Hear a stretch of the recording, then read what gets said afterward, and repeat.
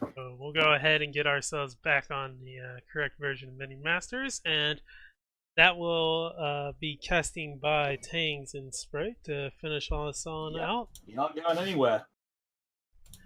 Our first Glad game to will be be here. Rush Insane. All right. Yeah, The bracket is on screen for everybody else. Off to a good start. That remains to be seen. When are we going into game number 1? Yeah, it's going to be Stormbringer versus Milloween. All right, and here we go. Scrap being placed right out, and it's going to be placed right out. Wait, Yeah, a bunch of scraps being thrown in there, but they're going to die to those Plasma Marines. definitely. Rush second gets the initial upper hand. 3 mana for free, and Rush gets both bridges. Definitely, that is 3 for 3, and with that, Rush is in the lead. Very exciting Only stuff. slight. Yeah, only slightly, and that's a Well, maybe not at all. He's bridge. only experienced 1 point experience point ahead because of the bridge, but he's stalling Plasma Marines from taking that bridge for a few seconds there. But it's only small numbers right now. Yeah, They're definitely. talking about Leaf Bomber for some quick bridge capture. Yeah, here we go. Lethal. Lost Legionnaires. How to do some nice work. Yeah, with his Xiao along to back them up, just casually drop to get some pressure out on the board, stop Rush flowing some mana. Yeah, definitely. He's got lots of offense. And we see a Dragon Nest from Sane. Yeah, hello. That's the second Dragon Nest we've seen this tournament. And I don't think Rush has any real answer to this in his deck. No, I don't think he runs a Beam Doom. I think he has the Divine Warrior instead of Beam Doom. But considering that he has a crossbow guild going right now, that's going to be very strong for him. And Shockrock coming down, not connected with everything. Oh, Daggerfall doing a great job here. And Yeah, it's a big push going on the top lane with the 3 Flightless Dragons as well. But the Divine Warrior is going to help deal with those quite effectively. Got a Black Hole from Sane! hello! That's a card you don't see every day often enough, the but first that's time. on the trick. And And we a go. Call to Arms to finish it off. He gets 5 Dragons out of that nest and a Warrior. That's some value. That's definitely some value. That's quite a unique deck we got there. That is not something we've seen in the entire tournament. Yeah, unfortunately that Wolf from Rush second ultimately means they all get blocked up. It expires just as the Warrior goes down. So it's a good answer from Rush to that Black Hole. Definitely, and here we go. Synth is going to claim the bottom bridge, and Sane is looking at a lot of damage here. The Daggerfall should be coming into rotation any moment now. It can deal with everything here. I don't think he needs the Daggerfall. He's taken the majority of the damage he's going to be taking anyways, and he's got enough of those hits on that stint just for the amount of spells he has in his Oh, hand. look at the Xiaolong getting some work done here. Oh, no. Maybe not. He only Maybe gets not. some hits in on the Arcane Golem, and the Milloween attack just takes it down. Gets rid of that pesky shield as well. Yeah, definitely. Here we go. We see the Welts are getting in the front line, but they're just getting clubbed down, and Crossbow Guild is starting to do its work. Yeah, just the Flightless Dragons aren't tanky enough to get any real DPS done on these units. Yeah, they need something in front of it. They're not supposed to be on the front line. And they're more heavy-hitting minion than anything, and here we go. Welt is going to be coming against Stormbringer, but going right down to the Throne Walker. Now his second perk is procced. The range is just insane. Xiaolong is out. That is looking trouble for Sane. It does not like the Xiaolong, but now Daggerfall coming out and He has to activate it to try and get rid of that stint. He hasn't really got anything to answer stuff on his face. Dragon Nest hasn't been played as well, even though these spells are going out. Yeah, now Dragon Nest coming out with the Bridge Buddies. Buffing one of them. Now Curse Bearer coming down, and Shockrock is going to be stunning the poor Crossbow Guild, trying to make some babies. Yeah, just getting that spawn factory of the dragons out, but I just don't feel they do anything against Stormbringer. He doesn't really care. I don't think this is the matchup he wanted, but he went first with his Milloween and did not ban Stormbringer. The Volko ban would even make more sense, considering he has Whelps, like flightless Whelps. Absolutely. Well, just Flightless Orcs in general, I just don't feel they're very strong. And, oh, he's going to get 2 on this Warrior, it's going to take that down, but all this mana he spent on this Dragon Nest, what has it really accomplished for him? It does not accomplish a lot. He needs to have something in front of him. He has some bridge control and experience advantage from it, but he's so low in health from the counter pushes, mainly because of that Xiao Long. How much it's getting done. Yeah, the new Xiaolong is just doing everything it does is just so good. That is hard to deal with. And the Curse Bearer, since they almost one-shot the Flightless Dragons, it's not doing a lot for Sane. Lost Legionnaire will keep the bottom bridge in control, and Sane just spent 2 mana doing nothing. He's not in a favorable position. Rush is just playing so efficiently. Yeah, he's just answering everything efficiently. He's doing exactly what a control Stormbringer wants to do. Just answer everything that gets played and just slowly push that damage on the face. And you see, Sane down to just under 200 health, and it's not from one major push, just him getting grinded down by these Stormbringer units. He has 2 Is this going to be it? That's going to be it? That's going to be it. 1-0 for Rush second in the best of 3. But we'll see what he decides to do here, what he decides to pick up. It's going to be Milloween again. And Milloween again versus the Volko, not wanting to show off that King Puff. And we see that Dragon Pack, probably the Dragon Pack Bannerman combo again on Rush second. It's worked well so far every time we've seen it.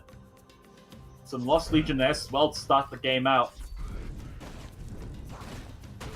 Ooh, good Daggerfall finishing that up. Get some decent value for Sane. Or the bridge is in Rush second's favor just for a little bit though. No experience of violence gained from that. You see some Propeller Scrats. Very nice. Yeah, Propeller Scrats are... Not the most common pickup of Volker, but they do have some strong synergy with his third perk. And there's something cheap for the Fireball. Yeah, and the Flying Scrats are just so... Propeller Scrats are so good at dealing with melee things coming on the bridge. Because they can claim the bridge and do a lot of damage.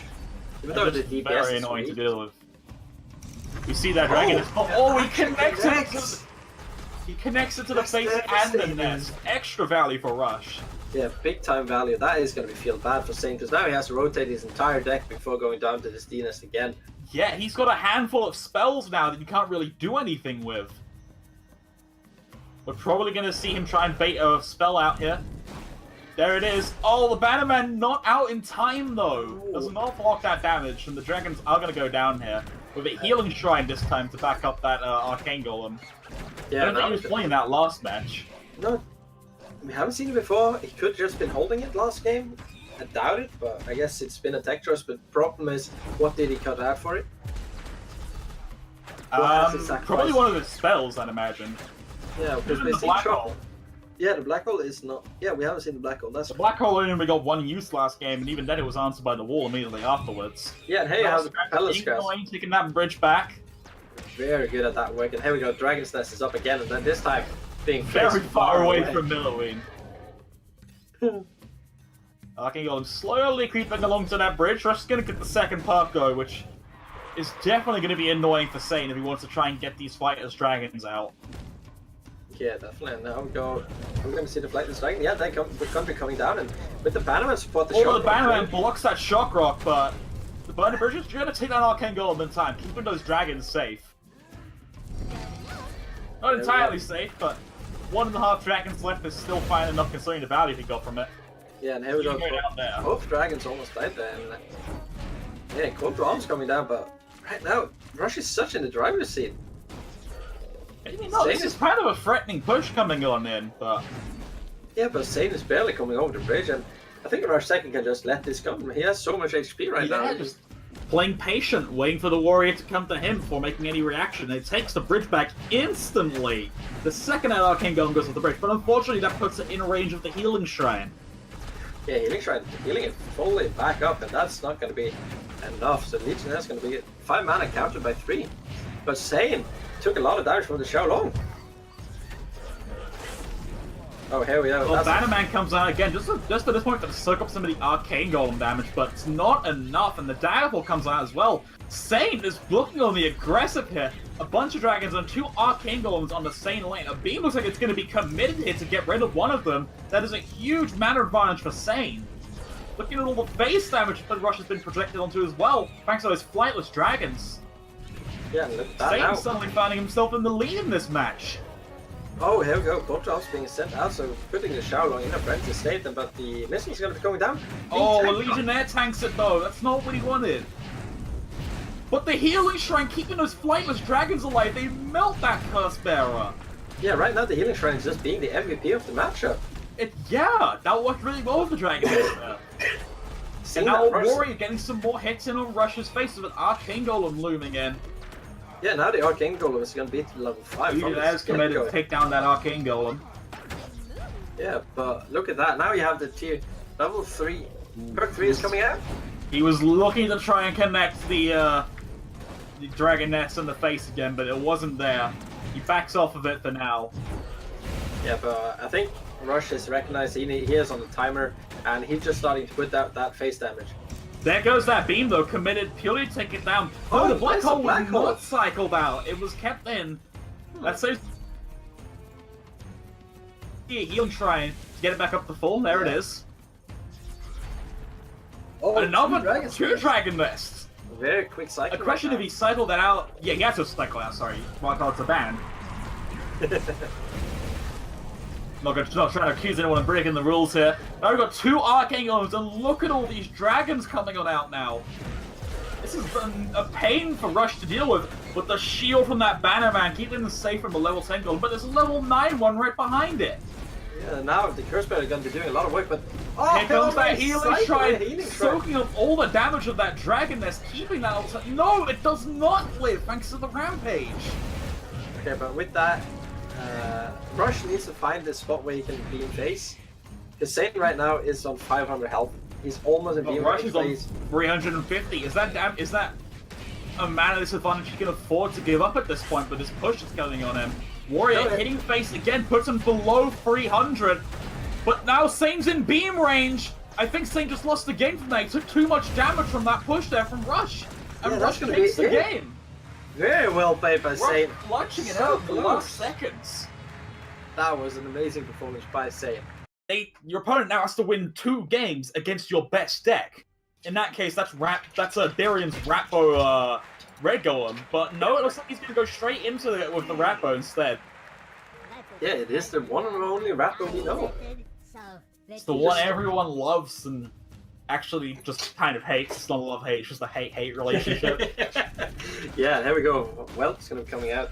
And going after that, not taking the bridges. Yep, has taken down all of those red blood imps efficiently, but Scrat latches onto that Plasma Marine. Doesn't really accomplish much though. Oh, definitely not. And slow start to the game, but Darian gets that bridge control back to those 3 blood imps. Oh, look at that. That Marine did not get to do what he was supposed to. And more blood imps are coming down there and taking damage like he wants. And he gets some value off that mana puff as well, which is significant. The pacer itself. Yeah, definitely. I think it was Edelweiss we saw in the previous tournament in the qualifier that he brought Darian's deck. I'm pretty sure it was. I don't want you to quote me on that, but I'm pretty sure. I'm going to quote you on that. Either way, it's taking both those bridges just for a short while, but let's catch up a tiny bit of experience. But he's still like 15 behind. Yeah, in the beginning, Darian's deck is just so annoying to deal with in terms of the bridge control. Burning out those bloods just to kill that Setsu a little faster, but the Shock Rock's baited out from either ways. Puts Darian down just a little bit lower. Either way, has to do something right now, because you can't just not punish these, the blood imps like this. Darian's getting a huge advantage, just naturally. Yeah, and all the dagger folds, all the control Darian's offering right now are just too much for Edelweiss to deal with. He's not getting that push going. He doesn't have anything that's tanky enough to handle all of this. And how is he going to deal with the Red Golem when that starts popping out? Just going to be too much. Oh, look at that. Yeah, the Cosper gets some tiny ticks in off the blood imps. Oh, there we go. Coming on out. He's finally fed up with it. He's going to go for a big push. Besides a Shock Rocket even. Tries to Daka it, but Daka goes on a Dragon Whelp instead. That's just going to leave it right outside to Red Golem range now. Red Golem, almost. But how is he going to do... What is Edelweiss going to do when the Red Golem starts coming? I think his plan is to try and get Setsu to do some face damage, but with this experience disadvantage, I don't think that's exactly going to work out. No, he doesn't have enough to reload. He doesn't have a reload going, and now the Red Golem is procced and primed. Yeah, there we go. And that leaves Darian in the XP advantage and having board control. Red Golem coming down the lane. Yeah, Darian just barely under the threshold, and it puts a heal puff down as well. Just to put him back up again. Forces a Shock Rock from Edelweiss, interestingly. He wants Darian low. Daggerfall missed one Marine. That's a costly misplay. A wall comes down to try and stall this Red Golem, but ultimately, it's not looking... Oh, there's a Dragon Whelp on him. That's quite a bit of damage in, but it's still half health. Setsu's still reloading, and it's on his face now. Gonna start chunking in with those meaty 200 points of damage. Edelweiss doesn't have an answer to this in time. Down to 700. Just 3 more hits is gonna do it. Cleaver finally finishes up, but either way, it's at 400 health now. And he's taking shots with his Plasma Marine. Cleaver's got to run up there and finish it. And there we go, second red golem is coming up. Oh, the shock rock connecting right off the bat. Still shock rocking those heal puffs. It's clear that he wants to keep Darian below this health threshold, but I think he needs time to catch his breath, but even then he's a full pug behind. Darian's got either way it's his number with this deck. Yeah, but very confusing play though, that we saw that he played his oh, I think this could be it. He played his warrior front of the cleaver, and that is a misplay. When one hit from the red golem. There we go. Yeah, and that's gonna be it for Darian. Darian, GG. In the last phase of the game, he had a warrior ready to block the cleaver. But he could have just let the rats do it. But here we go. Edwise picking up the rat bow. Yeah. Oh, Darian got the illusory and the real cleaver, going for the mind games. Yeah, and with another mind game, we're talking about that, he placed the swarmers so it looked like they would go each other way. So Edwise would place his marines down, but Darian placed them in the way that they would both go the same way, claiming the bridge then, because he knew 2 mana he would claim. He was going to the bait on the cleaver. Trying to bait either way, think that's the real thing. He becomes out Shock Rock though. Yeah, Shock Rock dealing with that very nicely and dealing some extra damage to face. Very good job there. Cursebreaker played directly in front of the warrior, not wanting to attack that damage to the face. No. Otherwise being already conservative on his health. He is playing against the Volko, but that'd be early steps. That is, of course, the real cleaver this time. Dagger will take out that sniper scrap where you can get 1 shot in. There we go. Also soak things up though. In response is either way, it's real cleaver on a rat bow. Yeah. I'd say who runs real cleaver on rat bow though. We saw what happened last time I said that. Yeah, and here we go. Now we see the whelp is going to be coming down, but it's going to go down to the Blast Marines if they can catch up. They're not. The warrior's going to cut it off. And here we go. Shock very much to protect them, but that's not going to be enough. Darian doing such a good job of keeping the cleaver at bay, but cleaver finally connecting the face, 300 damage. That's going to be it for going down to the stint. And now Darian's now there's a blue problem on the bottom side of the board. Darian's having some trouble dealing with it. Oh, the Plasma Marines finally connect to it though after taking down the Curse Bearer. Yeah, and both bridges are still in Darian's control. Darian is pulling off the XP lead.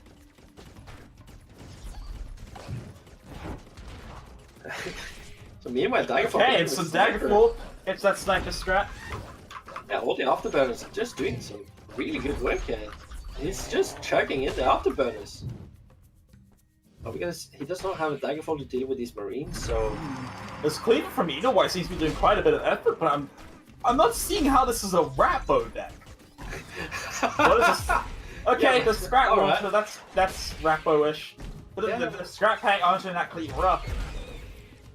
Yeah, with that he stuns. Oh my god, he's getting some serious damage down on Darian. With the cleaver, Kiva is gonna get 1 more. No, he did not get 1 more hit. Equalizes the HP, but he's still about 20 behind in experience. Yeah, that was a surprise I did not expect.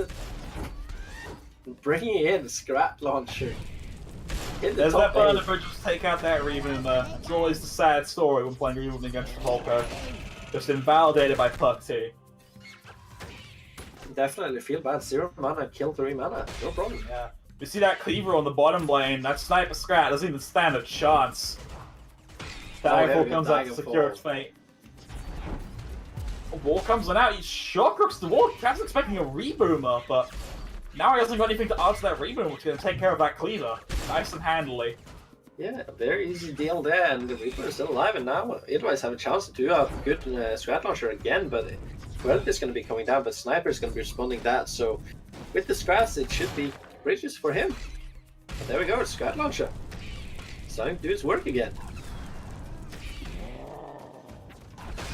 Oh, but this scrat launcher is not looking good right now. He's going to be taking some massive damage from the Marines. Taking some damage, but forced out a lot of mana and still got about 4 or 5 hits in on Darian. Yeah, but the Afterburn is doing so much work. Yeah, wall comes out from Edelweiss again though. Just walling up.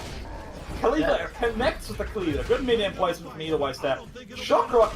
I don't know if that was the correct play from Darian, because now it just lets it whack the warrior even faster. Managed to get another hit in before it dies. Otherwise, though, the Afterburn is just whittling him down bit by bit, the classic Volko style. Yeah, but otherwise I have no way to respond to this. Oh, that was a fake! I was so sure it was a real one.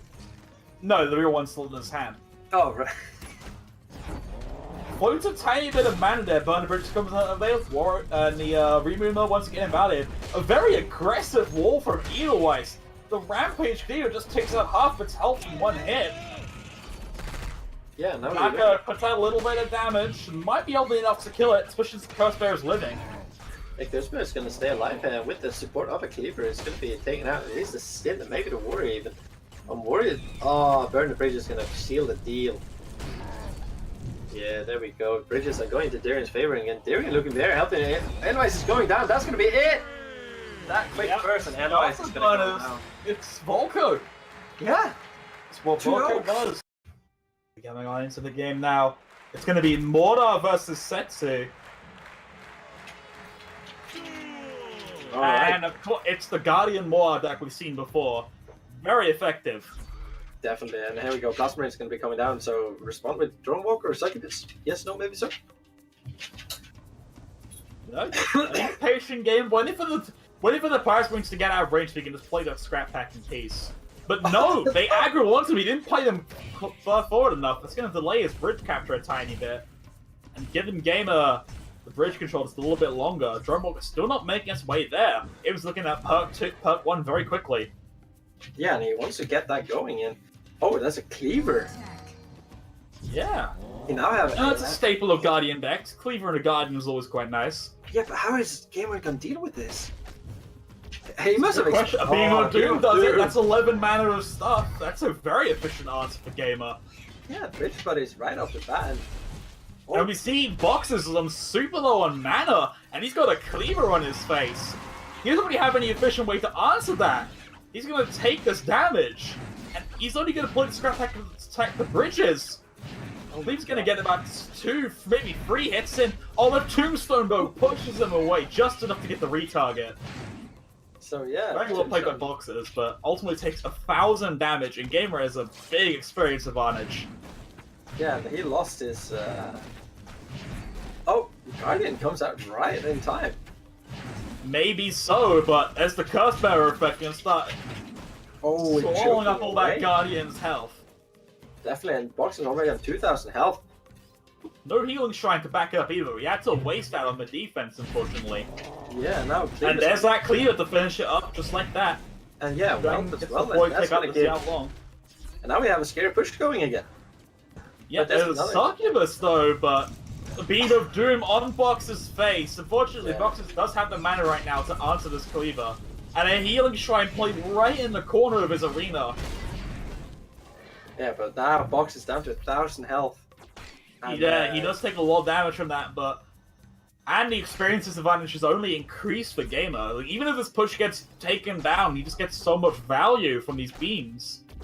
Yeah, he's been playing his beam perfectly and rotating to them quickly enough so he can get more value out of them. Oh, the Whirly Scrap, a real nuisance though. Puts that Curse Bear right down to nearly nothing. But fortunately for him, the Xiao Long is what gets resurrected. Yeah, now he got the second perk, but we haven't seen any Setsu jumps yet. And that's what's scary, is that Gamer has the ability to reload and do a lot of damage with his Setsu. Yeah, I think Gamer is either waiting for the perfect opportunity or just does not feel this... It's a good idea to jump right now. No, maybe he's just focusing on this bridge control a bit more, trying to get that fur perk in, which is when the game will really be sealed for Setsu, because... Let me tell you, playing Mordor against the perk 3 Setsu is not fun. There comes a Setsu jump, goes onto the bottom bridge, but the Cleaver played almost instantly. The Drone Walker survives. Yeah, now they... Oh, the Bridge Buddies though, stalling that Cleaver up just in time. But there's a Scrap Pack coming out from Boxes as well. The Curse Bearer attempts to hit for the Cleaver. Oh, here we go. Oh, the Guardian though at the last seconds.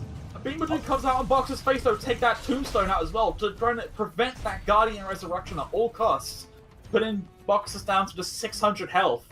Yeah, but now the game is in trouble. He doesn't have anything to deal with this. Yeah, looking at a lot of XP. We're going to see another Cleaver here, but he's definitely going to take a lot of damage. But a Shock Rock comes out on that Tombstone to prevent the Guardian resurrection. Oh, But even so, all shock of these rock. stuns, the cleaver still isn't dead, and there's a drone block getting rid of all the support. Oh my god, Gamer's down to 400 HP. And now there's a Risky stage for him. He needs to stop this cleaver hitting him face. Plasma's going to be at the point to try and stop it. There's a succubus as well, such a strong push. I don't think he has anything to really answer that. The Stint's desperately blocking that cleaver hit, but he's taking damage from the succubus, down to 65 health. That's Tries gonna to be drop it. Setsu on the field, but the cleaver just comes out of the stun just in time to get that final blow in. Yeah, Here we go, for going into the match now. match number 2.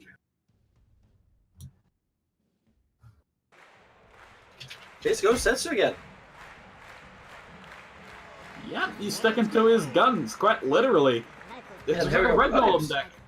Blood golem. Yeah, with Bannerman, we saw that convincingly the performance before. Getting that Bannerman on the red golem, just a quick cycling. That's a very nice card to use. Just casually dropping the Bannerman for now. Scrat Hole gonna take down that Dragon Whelp. No, yeah, the sniper coming out and actually making some good value here. Taking down the well. Setsu has to reload and now gonna be taking 250 damage from the flame, but that is not gonna feel good. He's gonna get a second hit off. Yeah, that's 500 damage from one 4-mana minion. That's gonna be feeling really bad. That's more value than the rammer. Oh my god, look at that. The Fishbot is coming out, taking down the heal puff. But Boxes, no red golem in his deck. No, I mean... No, he does have one, it's right there. Yeah, it's on his hand, sorry. But I meant that... He's got a flame imp though, which is interesting. It's not really something you see in Rappo, but it does help solve Rappo's problems dealing with big minions to an extent before that Daka. But Yeah, Gamer just not really coming out with any of this, such a thing. Hey, Gamer playing very patiently, and here we go. The flame is again doing 250 damage. Are we going to see 500? We are going to see 500. That's 1,000 damage from 2 flame imps. The Bannerman is getting so much damage in on Gamer's face on its own. The tiny little Bannerman, nobody really takes its DPS into account very often, but... Yeah, you know, this is below 10, isn't it? Oh, Bannerman completely blocking that Daggerfall. Gamer has to commit the Setsu jump as well to take that stuff out. And look at all this pressure Fox is just generating from all these small units. Not much of an experience advantage, but constantly we're seeing stuff directly at Gamer's face. Yeah, now we see responses out, not getting the face damage on Boxes quite once. Yeah, and Boxes is closing in on the red golem, and I don't know how Gamers can deal with that. The red golem will be devastating, but we saw earlier that he chose to put out the healing puff, and we might see it again. But remains to be seen. Here we go, Switch Buddies to finish off the sniper. Very nicely played, and the wall is going to be coming down, blocking the cleaver, and the cleaver is going to be going down to everything that's just around it right now.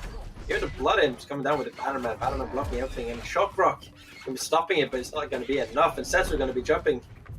Bottom bridge? On the bottom lane. Oh no, No. this is most of it, unfortunately. Yeah, That's very gonna get just chewed down by everything around her. getting to kill a couple of Blood Imps, but the Stint getting more Daka down. And yeah, Setsu looking like has to do some work herself. Just Boxes is such an efficient answer to everything Gamer wants to do. He can't. Boxes is completely in control of this match right now, it feels. Yeah, definitely. And with that, even Gamer now, it's down to the same HP. Gamer just playing. Just gotta try and play patient right now. Try and hold out for that first perk, which he's doing quite well. Boxes still hasn't been able to play any of his red golems, despite being about 3 minutes in. He should be able to do it right now, and Beam of Doom is going to be coming down. I think. Just gonna catch that flame and right on the end of it. Red Golem is now ready to go. It's ready to go, and Boxes is definitely excited about it. Here we go, it's a red bad Golem. Setsu's going to be Setsu jumping. jump comes out, probably on the top lane. Yeah, Where there's a cleaver as well. He wants to push all on this top lane. And he wants to show who's boss, but that wall is going to prevent him from doing so. And the red Golem is going to be chewed up by the well, 50 DPS. Going to have The Daka though takes that cleaver out. Yeah, and Gamer's now. push just did nothing in the end. Oh, Daggerfall doing not enough. And the heal Not buff. enough of those Bannerman shields. Oh, And look there's at now that that healing off the top bridge as well. And here we go. The curse bird finally comes on out. It's late though. if the Red Golem's still going to get some hits in on Gamer's space from this. Oh, but Red Doesn't Golem even die. doesn't have to Still shot. alive, just on barely any health. It's going to start pummeling Gamer. Gamer's going down 440, 230. Gamer's down to 200. 220. And it's just it. Slow dropping down. The Plasma Marines are killing him. Setsu's reloading and the Daggerfall finishes the game. Yeah, that's going to be it for Gamer. Gamer dropping down to loose bracket and very convincing victory here by Boxers again. If you ever have a chance, go into the Hype channel when the tournament is going on, because then you can learn a lot from the pro players. People like Mephisto, Video Gamer, Vango, Scripter, players like that always hangs out in the Hype channel. Unfortunately, you won't be learning from me and Sprite because we're busy casting this tournament. There we go, Grey Wolf with the great meme on his profile. Still running that dip picture Yeah. with the bling dip subtitle to go with it. With that, we have the Blue Golem sitting into Mephisto Sound. Yeah, Mephisto likes his Blue Golems. Wait, what? What? Red Hello? Golem! Are we Red gonna see a Blood Golem! Golem? Stormbringer! No, Blood Golem. Wasn't that what we agreed on? Okay, Blood Golem. Yeah, and here we go. Correct me if I make that mistake. Future Present! What is this deck from Grey Wolf? Grey Wolf, hello? Hello? Is there an ATG? What Oh, is that's this madness? the Morgul must have been from the Future Present, I imagine, because I don't know why I don't run that card. No, normally, but, you know. he ran that earlier today. Did he? Yeah. What is this deck? I don't even know. Crossbow dudes! This is exciting. Grey Wolf's deck's a complete enigma. I wish I was watching his perspective right now, but Mephisto looks like just like your standard mid-range mortar with a Blue Golem for a high-end push, but just anything in this deck seems to be a good res for him. That's generally the kind of strategy you want to head for in mortar. Oh, Magma Turret coming down. Magma Cannon! Magma Cannon, right. It's not turret? No, it's Cannon. Oh. Piss bad. A Shock Rock on that tombstone to prevent the Blue Golem resurrection, though. That's good for Grey Wolf, but Mephisto's taking his bridges back. Quite even on some of his experience, but Grey Wolf's taking some significant health damage here, being about 900 behind Mephisto at this point. Yeah, definitely. And here we see the Reboomer is actually closing on face, but Grey Wolf should be sitting on a lot of HP. Yeah, Mephisto's first tombstone expires. Yeah, and here we go. What? Oh, the Reboomer's attached to face though. Stormbird can't deal that on his own. He's taking so much damage from it. He's taking 3 Reboomer hits now. Oh yeah, I and think he we have disconnects. disconnects. Yeah, because he wasn't playing takes anything. game 1. He didn't play anything, if you saw. I think he's a bit good at the damage minions. Mm-hmm. That's like 66 DPS. Yeah, That's really strong for 2 mana. pretty squishy as hell. 3 mana. Sorry. Alright, here we go again. We see, yeah, the Healing Shrines, Scrap Pack, yeah, the usual package, but that's not what we're waiting for. We're waiting to see what Grey Wolf had. You know what? It's a target air units. That's a count. We can finally answer the Dragon World menace. Just make Bazooka Scrap target the air. That's that future present. Obviously, Grey Wolf gets a reroll. Here's look at the Snake on the Devil. He gets a Zeppelin bomber. That was just what we were talking about, and it's actually going to connect It's actually face. going to hit face. It is. 250 damage to Grey Wolf for 8 mana, but it does remove a card from his deck, which is important for the cycle factor. Yeah, and here we go. Look at the We got Healing a Shrine. Healing Shrine hitting both bridges. That's not exclusive to the rework, guys. It does that already. Oh wait, what? Choosing to play the blood Barely is right reaches there. both bridges. It's significant enough to heal units if they're both getting attacked in the center of it. Decent punish on the Blood Imps, gives 200 damage to Grey Wolf, putting them at exact equal in HP, but not in experience. Mephisto has the advantage for that. The Magma Cannon. A smack away at that Blue Golem. Oh, it's getting hit by the Flaming though, it's too close to Stormbringer. Wasn't in range to do anything to it anyways, but... Definitely not, and yeah. He goes sub 1500, so we find out if he's got a red golem in his deck or not soon, I suppose. Yeah, it should be a red golem now. Let's see, he's not playing anything. Could be waiting. Oh, there's a reboomer though. Oh, More damages. punishment comes to Grey Wolf. Yeah, the Gary. Yes, oh, it is yeah, a red there is. golem deck. It's a blood golem. Was Blood that- golem deck. Yeah, Sure. get it shit right when you insist on saying it. Here we go. Flame Imp's gonna coming down. It's gonna be dying. And here we go. What? The Zeppelin. Zeppelin bomber just sneaks on past, takes that bridge back. There's a blue golem on Grey Wolf's side of the field. Magma Cannon deployed to deal with it though. 500 damage. Actually stays in range of the Magma Cannon. I wasn't expecting that. I thought it moved out there without the Stormbringer buff. And Grey Wolf catching up in experience can take this bottom bridge. And Bun's going to get 1 or 2 hits in on face, but yeah, Mephisto just really playing. Mephisto just doing such a good job of clearing that red golem. Such a good kite on that red golem for the Plasma Marine. Keeps the fire end safe, and the Chaos Sparrow just chunks away so much health. But here comes another one from Grey Wolf. Yeah, the same that's a cycle good speed golem. between them, interestingly. Yeah, Blood Golem on the other side, so this is going to be quite exciting. And now the There goes that Zeppelin Bomber again, sneaking that bridge back. So annoying for Memphis, though. Yeah, and here we That's go. gonna get another 50 face damage hit. again. And with that, the Scrats are going to bait it. Unfortunately, Stormbringer taking down their Scrats, not carrying that red golem nearly as much as Memphis wants to. And now it's going to connect the face. There's a shock rock on that flame just as the flame is lady connected. attacks on the red golem. We've got so much damage coming in on Mephisto's Oh, the face. flame connected to face somehow! Yeah, he just... 760, putting them about equal, but one of them's got a red golem. Oh my god, even a Marine And he getting gets a resurrected. Plasma Marine res as well. It's absolutely not what Mephisto needs. A Zeppelin Bomber again moving in on face. He still doesn't have any good answer to that. You have to play a healing shrine just to sacrifice it to the Zeppelin Bomber. It's fantastic value for Grey Wolf. 3 mana for nothing. And he gets that bridge back. Yeah, definitely. And now you see the red golem is moving in. That's a Oh, it's cleaver. Cleaver! That's a That's real what one. they're hanging on to as a little surprise. You see a Team Slaying up top. Probably going to get Shock Rock here, I imagine. There it is. And he gets a little bit of face damage in as well. Yeah, look at that. That advantage. Now the red golem is going to be going down though. And the Zeppelin's going to come in. He needs that wealth to come out now. But Fireball killing everything. Woo-hoo. Good fireball from Mephisto, but can he keep us up? Because Grey Wolf's tempo has been so huge on the Mephisto side of the board.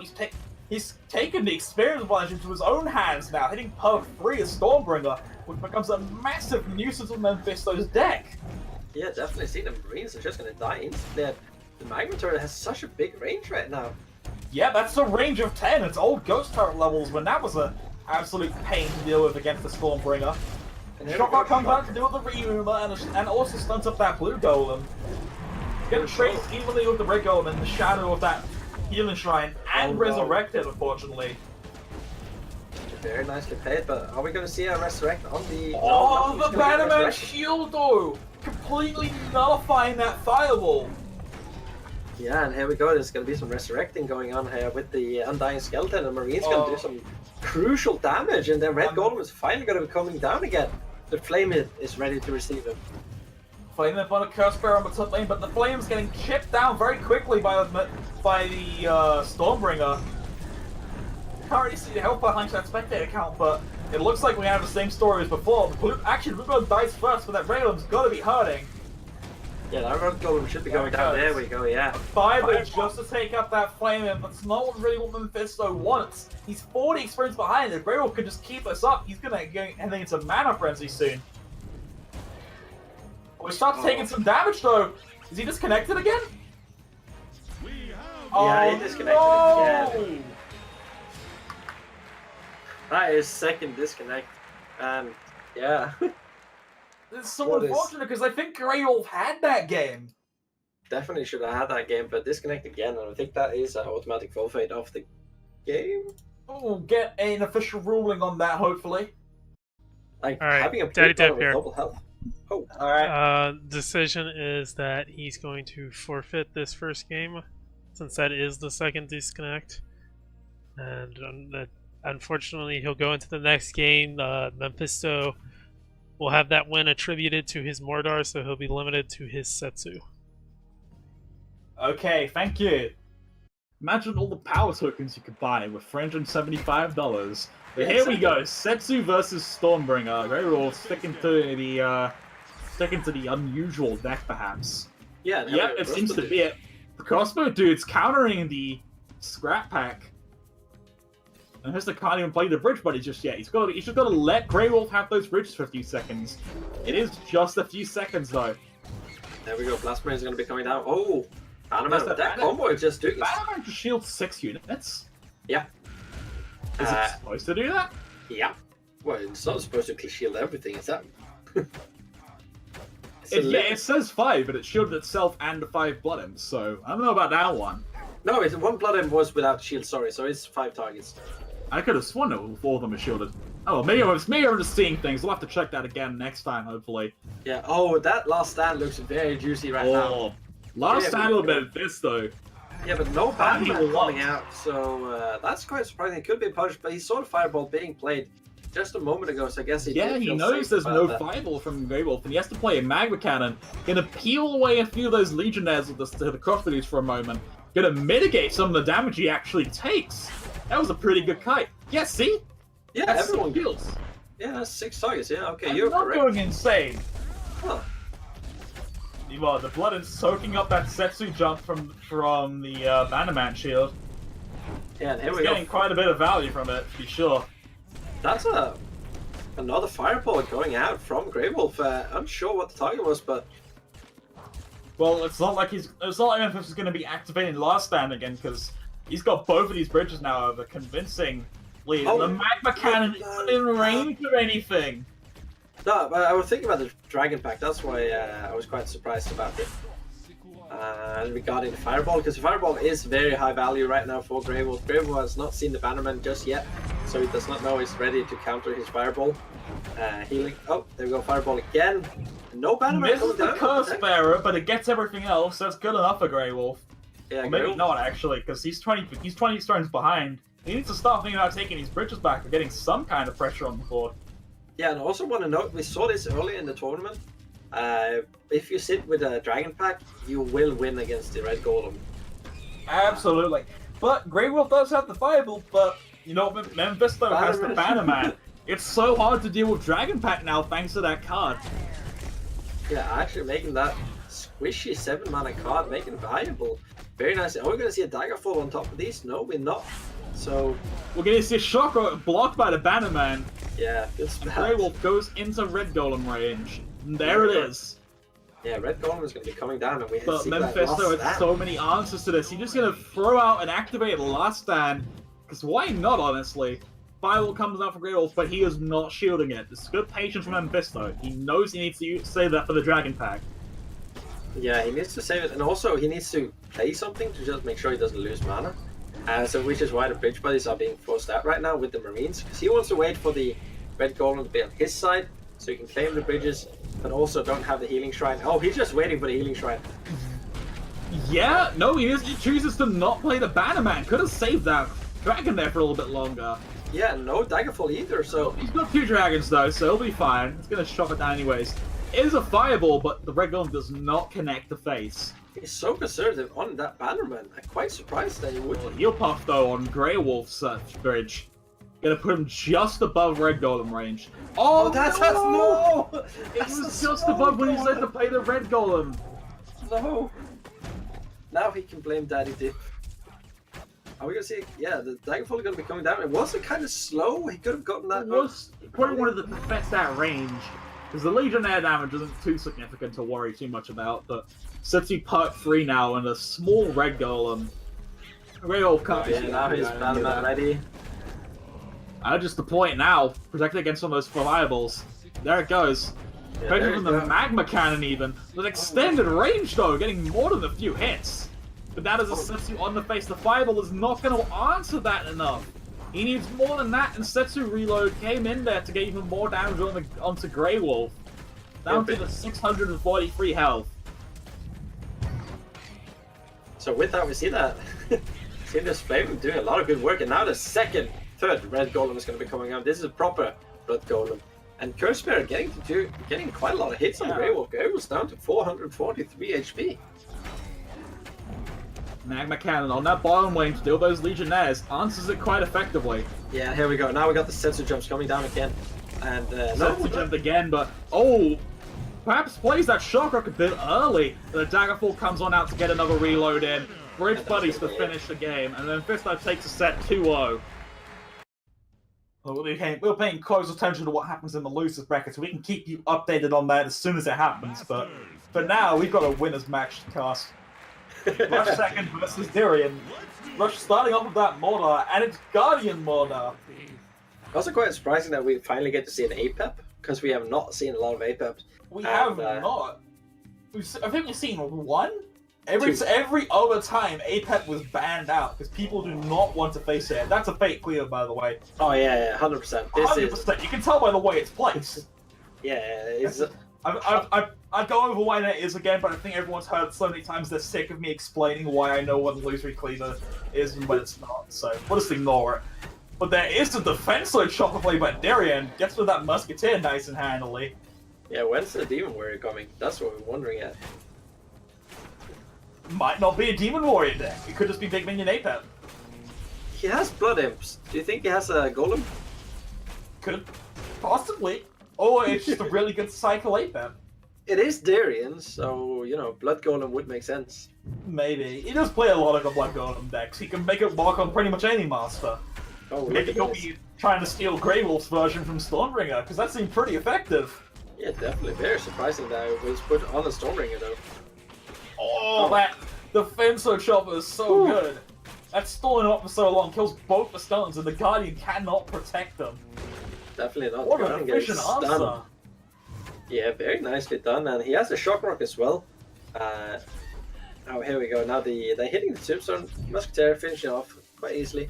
The Stint is going to be dying very quickly. No, Warrior going to come out and protect it just in time. Take those bridges. Yeah, we have a Rammer coming down to start hitting some face damage, and Darian needs to. This is a big push on the bottom lane from those skeletons. Yeah, we have another skeleton going to spawn any second now. Swarmer is coming down. Oh, the pencil chopper going to finish off the Rammer. Here we go. The mana pump protected by his fire springs on the top lane in the meantime. Gonna get Darian some extra value. Very nice, and the Drone Walker seems to be coming down any minute now. Nope. No, he hesitates. Not to. And here we go, the defensive chopper just so good. The defensive push. Getting Darian so much value. The skeleton just redirects onto it at the last second. And here we go, Healing Shrine's going to come down and burst that Drone Walker up, and Daggerfall is going to finish off the Drone Walker. Drone Walker probably feeling really bad about himself. Yeah, the skeleton comes on in, starts smacking on that Stint, but it just walks straight into the defensive chopper again. Yeah, there's so many defensive choppers. You just get a resurrected skeleton though, that's quite nice to have. Oh, yeah. Good shield out from Darian. I think that didn't connect. No, it didn't connect. Yeah, it was good timing then. Very nice timing. Gotta be waiting. Oh, the Warrior tanking that aggro from the dragon to keep that Plasma Marine alive. Yeah, skeleton should be coming up now any second. Yeah, it's been about 20 seconds. Yeah. No Tombstone comes on down. Here we Rush go. second, getting quite a bit of tempo on this top lane actually with all these skeletons. As Darian goes, Darian's got a fake cleaver, but there's that defensive chopper again, it's back already. And that Guardian is not going to do an... Oh, but Healing Shrine might though. Yeah, Healing Shrine holding that Guardian up, and the Guardian being healed up, even though Daggerfall came down and did a lot of burst damage. Great Healing Shrine, and 2 Drone Walkers as well. This is a massive push from Rush second. Darian does not run Beam of Doom in his Blood Golem decks, so this is a massive problem for him to try and deal with now.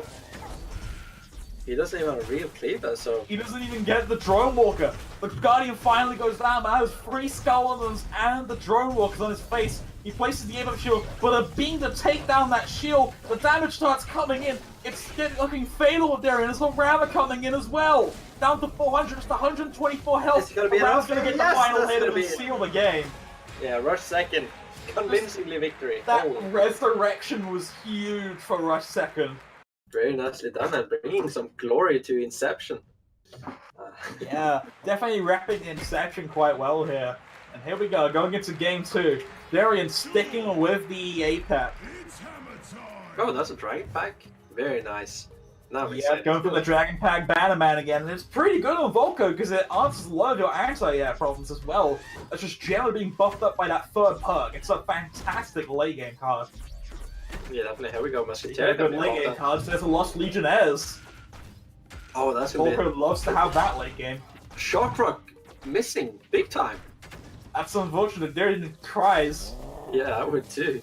Plays a Cleo to take that bottom bridge. It is, of course, going to be fake because the orb didn't miss, but disappear.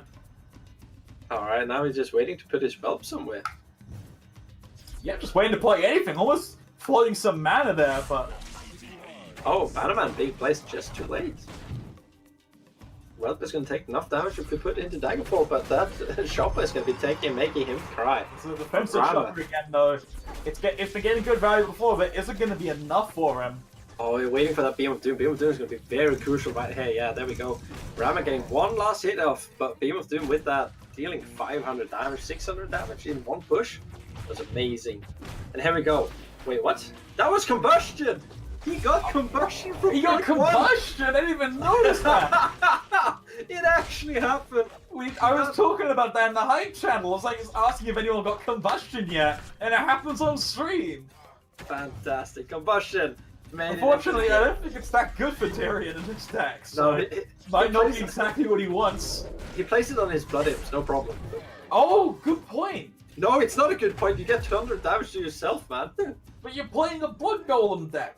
Wait, no, he's not, though. He hasn't played Blood Golem yet. He might not be running it. Has he?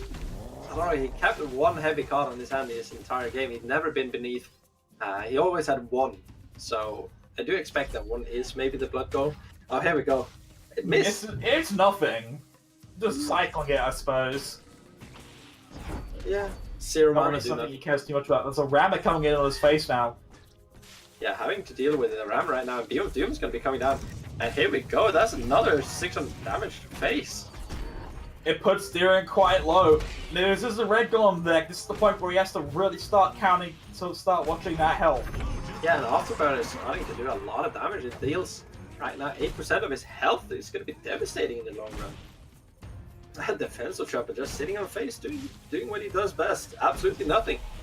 It is a Red Golem deck. Yeah, here we go, but he has that Dragon There's Pack a fake on to take that bottom bridge back to stop Rush Second just piling on that damage from the Afterburners. The question is, does he have a heal buff to go along with it? I expect Rush Second to be holding onto that burn the bridges for a quick, easy way to get rid of the heal puff that Darian's going to want to play. And just hope to just burn him down. Right now, he should just be going for the win, I think. Rush being patient, but he also can be quite decisive and bringing the victory. Look at that, now the Curse Bear is going to hit. There's that Dragon Pack, and there's the Bannerman to back it up in a second. Combustion's the blood. No, it's going to kill Combustion's the Red Golem, it's going to kill me, just not Bannerman it! He must have not gotten the moment with that. He's actually hit air as well.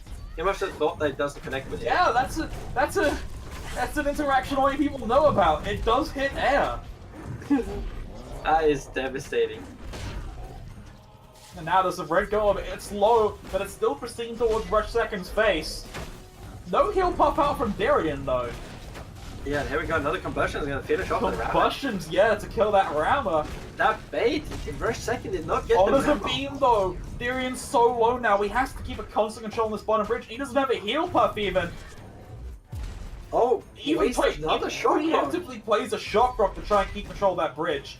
But the Curse Bearer is going to take the bridge now, and that's going to be the game. I don't think Darian had a heal puff. You know, the fact that Rush Second did not know about a Combustion might have cost him the game. It was so close. He could have been punished for that. Yeah, and seems like this tournament should be quite exciting. Mortar against Mortar. That's the first time we see Mortar against Mortar today.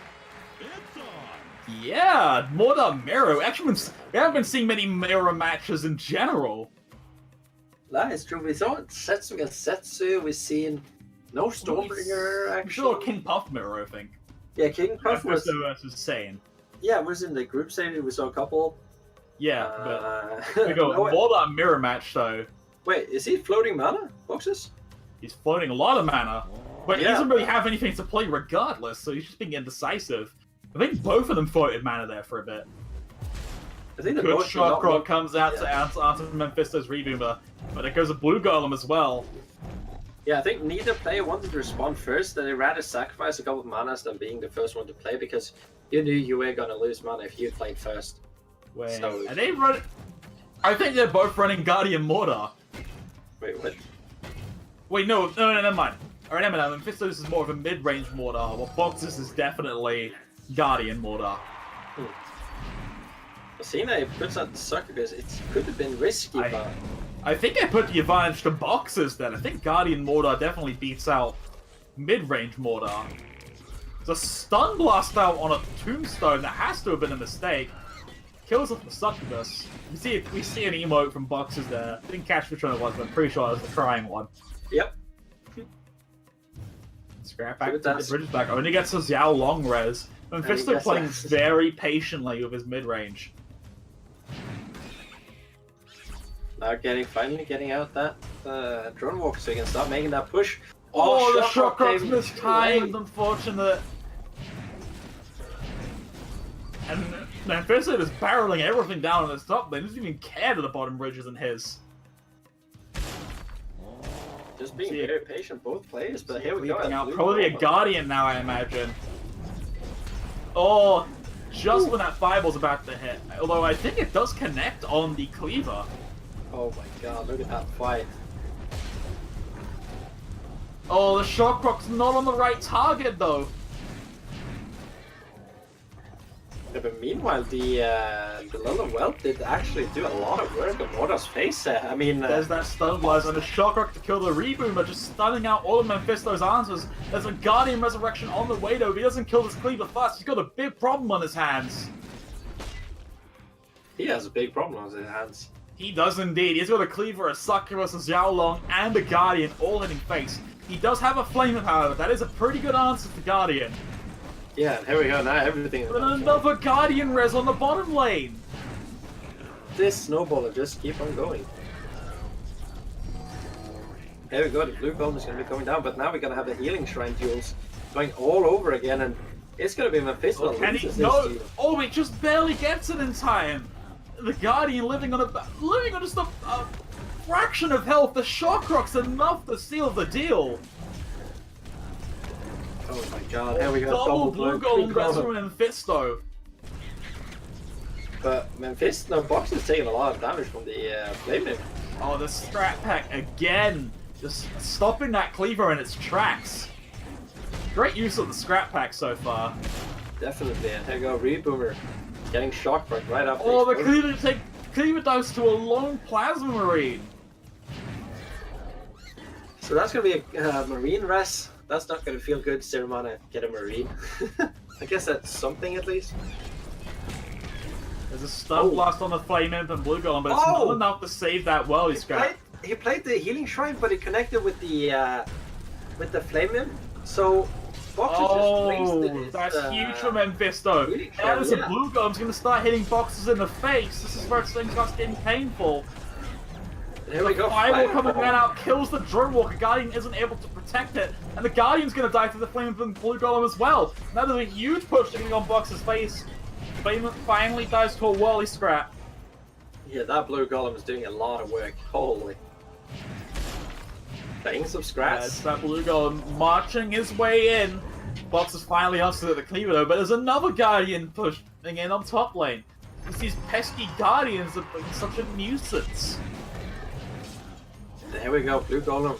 Oh, the red. The healing shrine coming out though, and it's going to be a Dragon Welt res from Mephisto. Unless this bottom shrine activates in time, it does. And we get a frenzied Blue Golem on the bottom lane. That's scary. That is very scary indeed. Oh, the Flame got that hit off? Are you kidding? The Guardian goes down. Not everything goes down to the Reboomer. I am amazed it got that hit off. Alright, so with that, there's so much back and forth, but Mephisto is in the lead right now. The XP is the freaking same, but the HP is a vastly different story. And here we go, the Blue Golem is being stunned in his track for 5 seconds. Yeah. Stun blasting it, and then placing that tombstone just to tank 2 hits and just all those stuns. The poor thing, it just barely isn't gonna hit him, but it gets resurrected on the top lane, so we got a frenzied Blue Golem and the normal one going up against that Cleaver. I think they win that pretty convincingly against the Frenzy Cleaver. Oh, but the Guardian comes on out. It's getting pummeled though. It melts even with the healing shrine. Everything dies to that Reboomer. Yeah, but look at that. Now he has a Frenzy. Fox is facing a huge push on the top lane. Mephisto's finally taking the experience advantage. Yeah, about time the experience actually going into Mephisto's advantage right now. The 500 HP is not a lot, and now there's a Welt sitting on face. It deals 100 damage. That is so much right now. And there's another blue golem in the bottom lane going to stop pushing, and he has a frenzied reboomer. Going to die to his strats. But, oh, dealing with the blue golem so efficiently. And Fisto needs to find a way to keep these alive for longer, because now he only dealt 100 damage over the past 3 minutes. It's not what he needs to see. He needs to get more damage from his pushes. Box is just turtling so effectively at this point. Yeah, Box is being the one and only Although, turtle. if you look at the experience though, it's become a big problem for Mephisto. Yeah, definitely. No, wait, you mean a problem for boxes, right?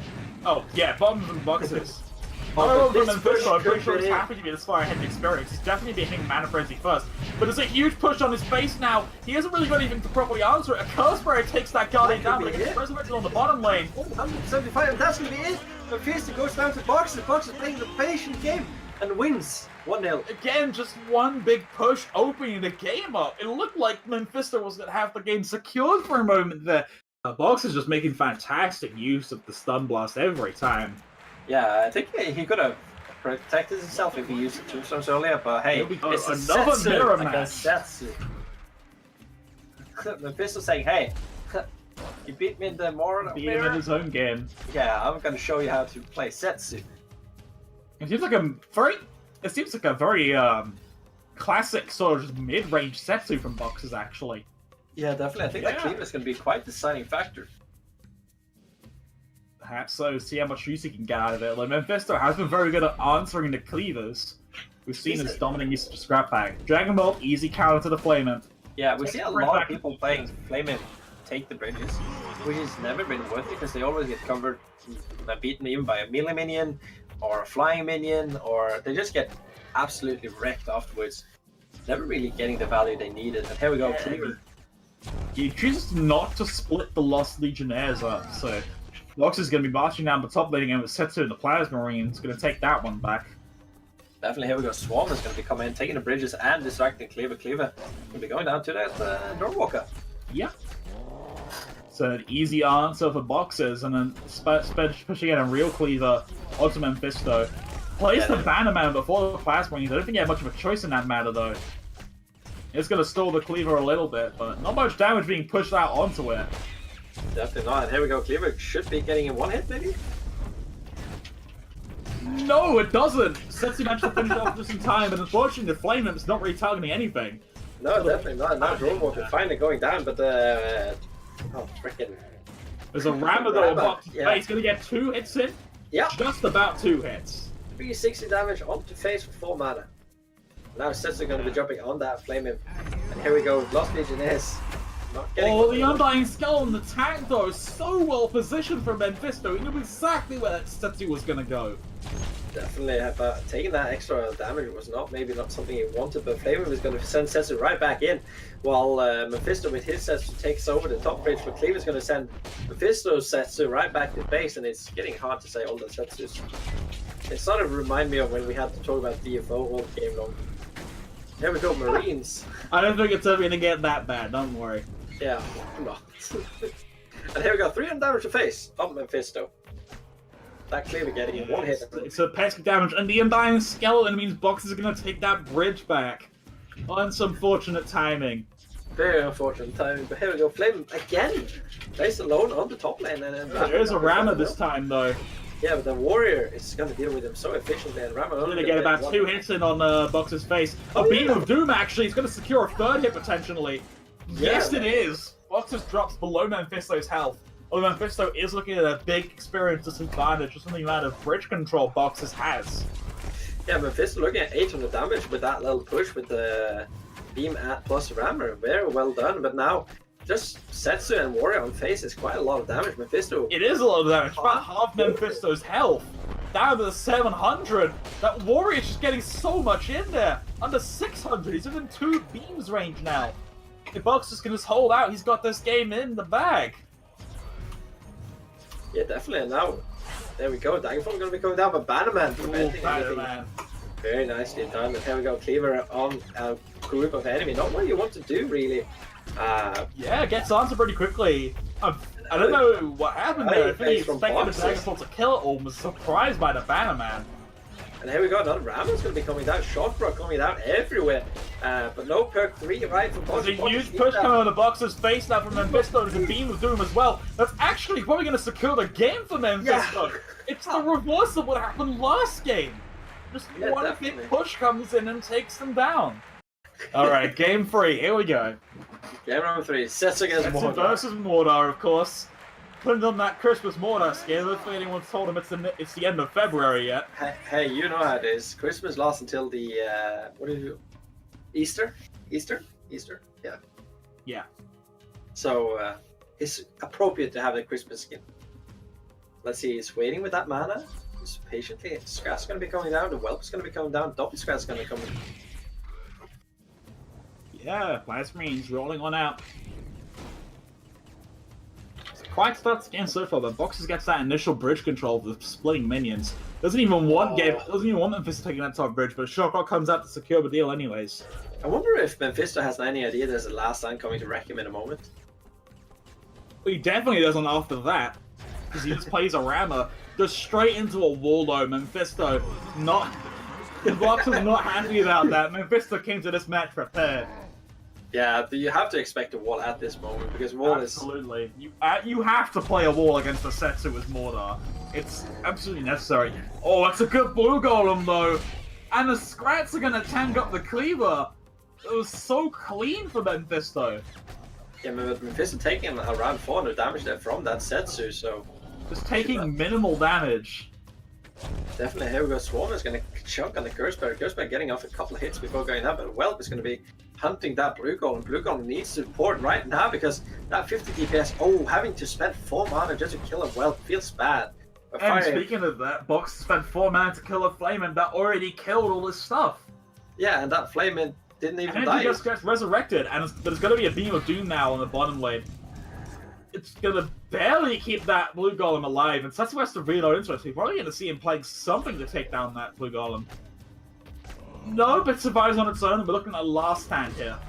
Yeah, here we go, last stand coming down. Mephisto does not have the Fireball for it either.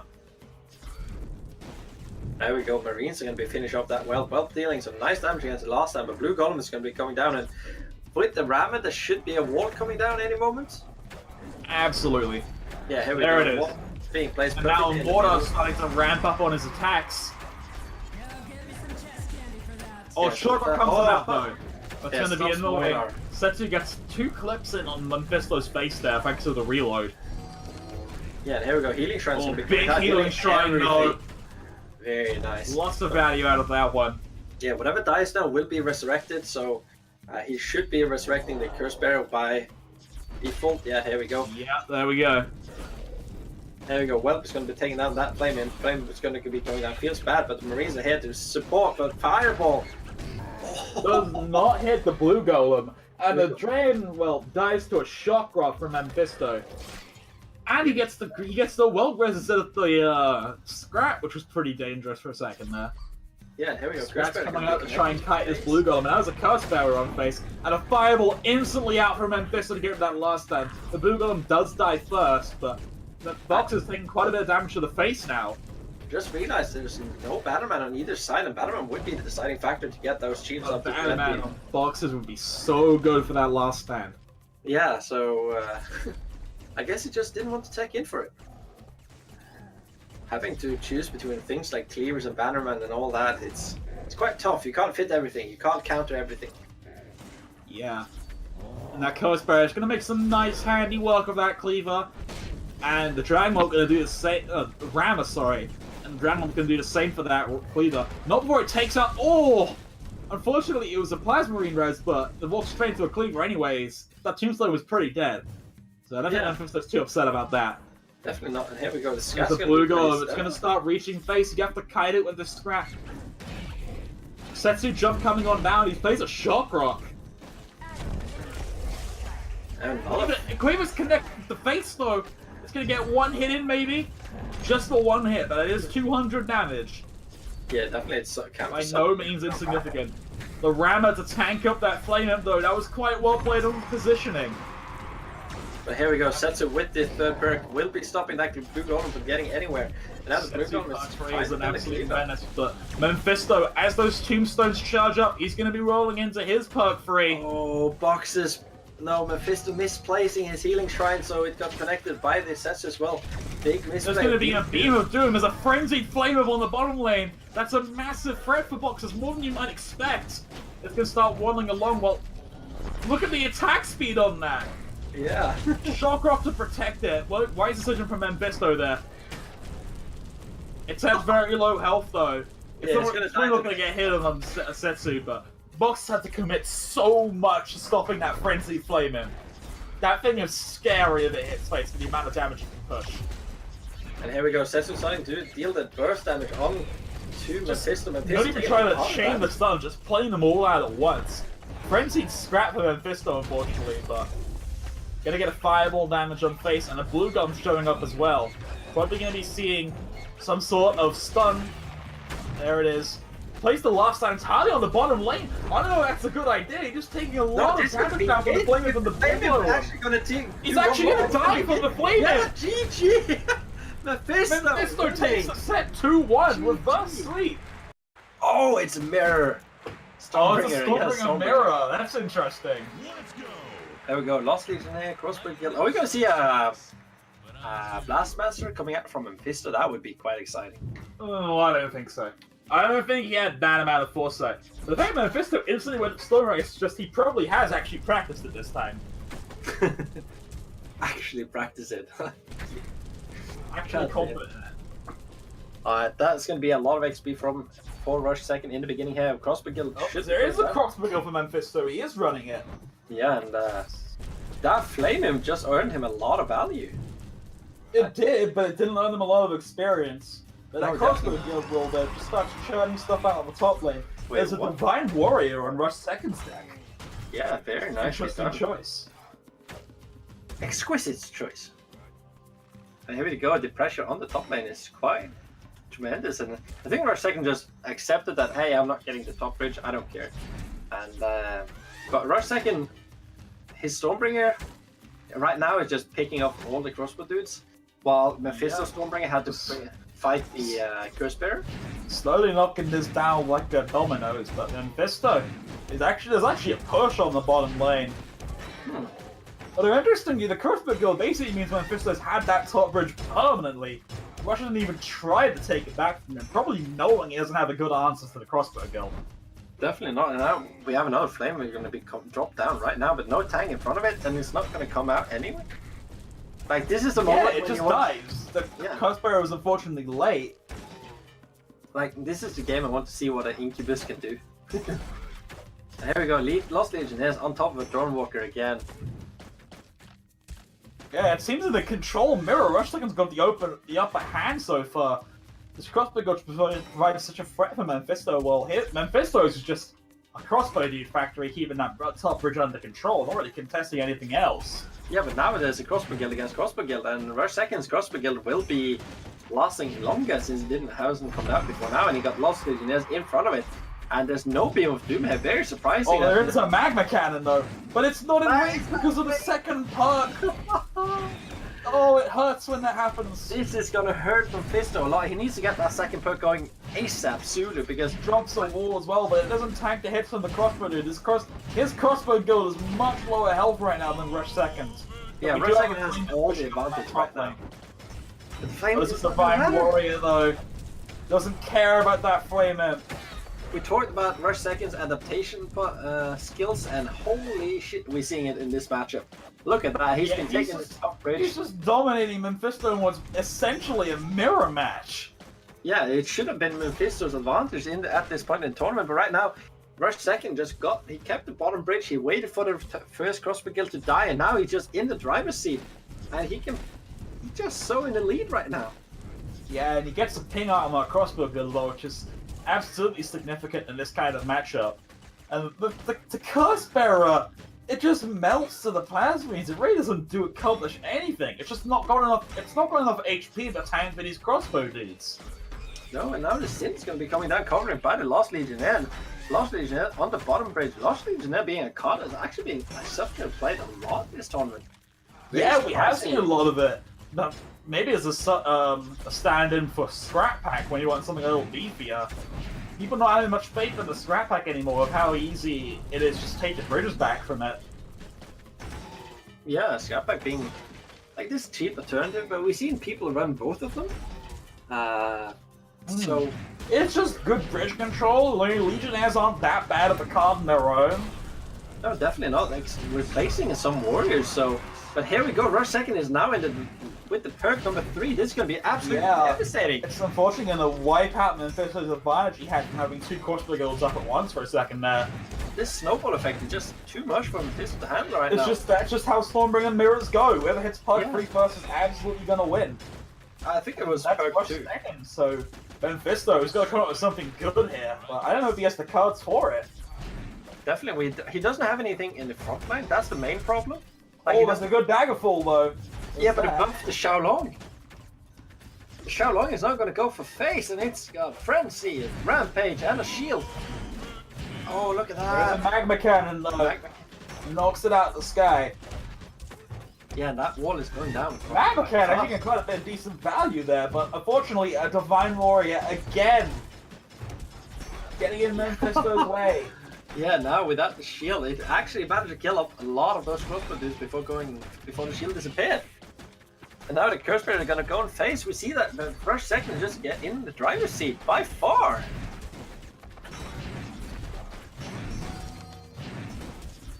Here we go, perk number 2, no, number 3 coming in from Mephisto. Finally, this is what we've been waiting for. Now he can make a comeback if possible, but the XP lead could be too much now. He got 40. Rush second got 40 XP on Mephisto.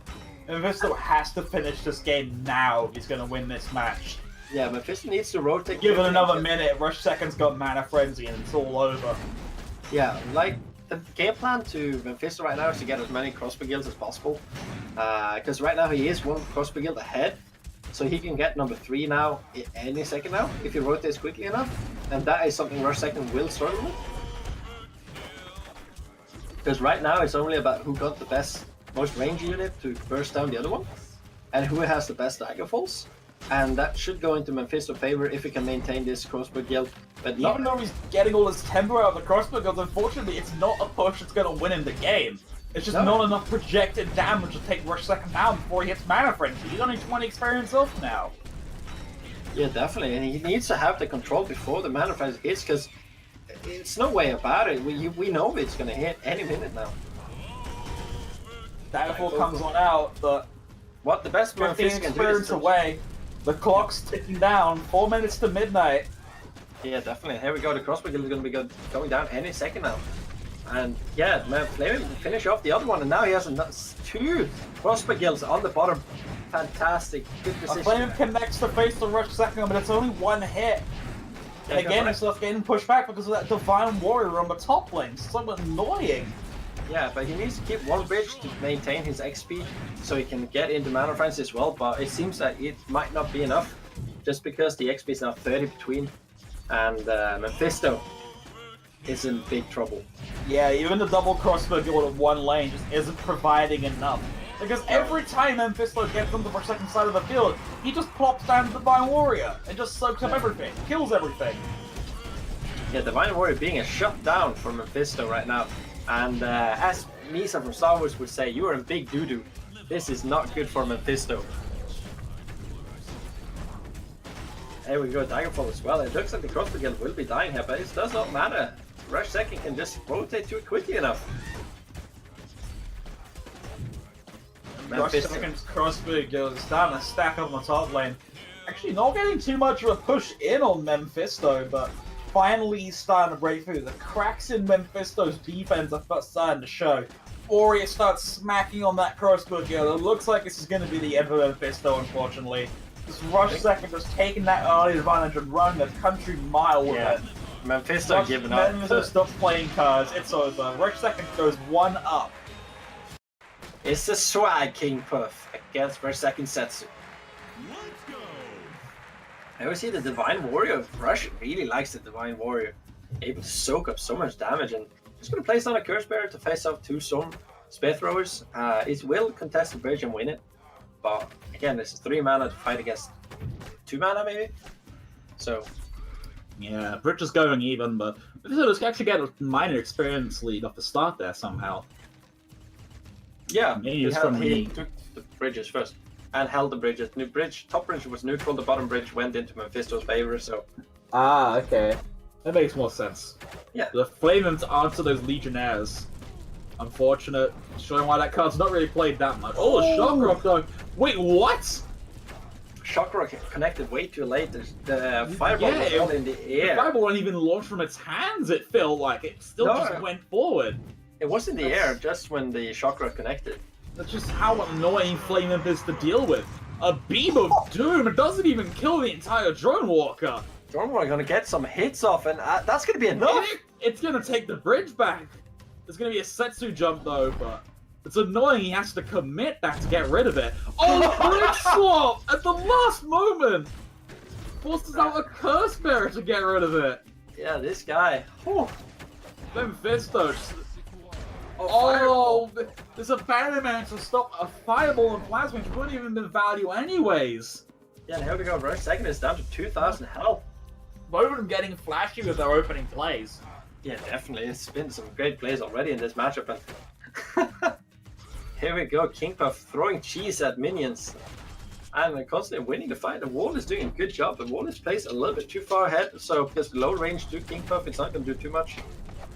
That Marine is going to get to kill the wall before moving on and getting smacked in the head by the King Puff. Here we go. That's a Divine Warrior again. Perfect counter to the fire.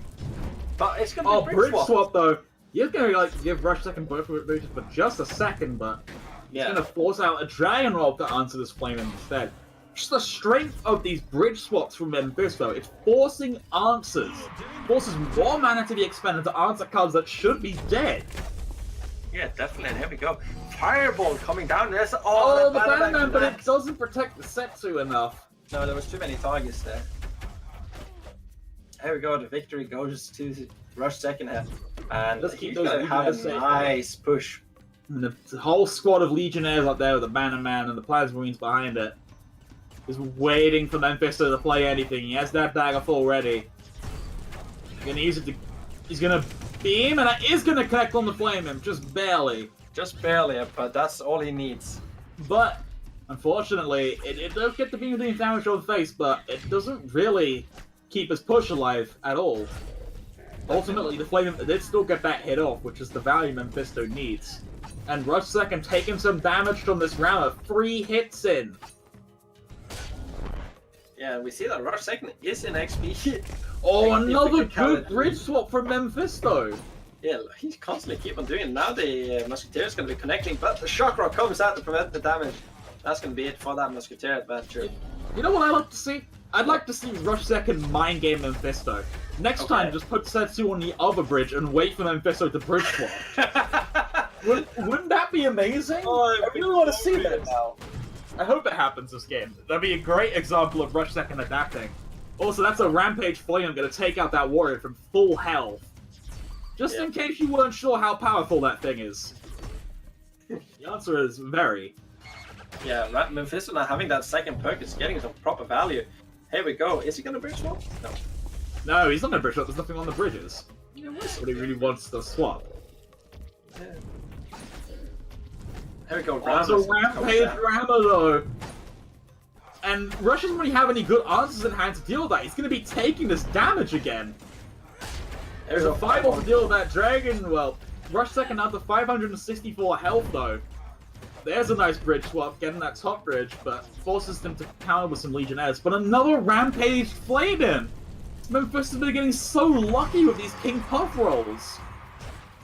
You know, it's only 50-50, so, you know, it's control that on... I mean, it's still lucky enough. Coin flips. Yeah. Okay, I can tell you, a Rampage Flame Imp is 5 times as much of a threat as a shielded one is. I'll take that bet, because I believe it's only 50% better. Yeah, but 50% on the Flame Imp. Flame Imp's already a good cut. Oh yeah, definitely. And here we go, the Warrior is going to be fighting Musketeer. Musketeer is not going to get off its critical damage because of the Divine Shield. And here we go, switching bridges. Warrior going to be going down, fighting a Beam of Doom!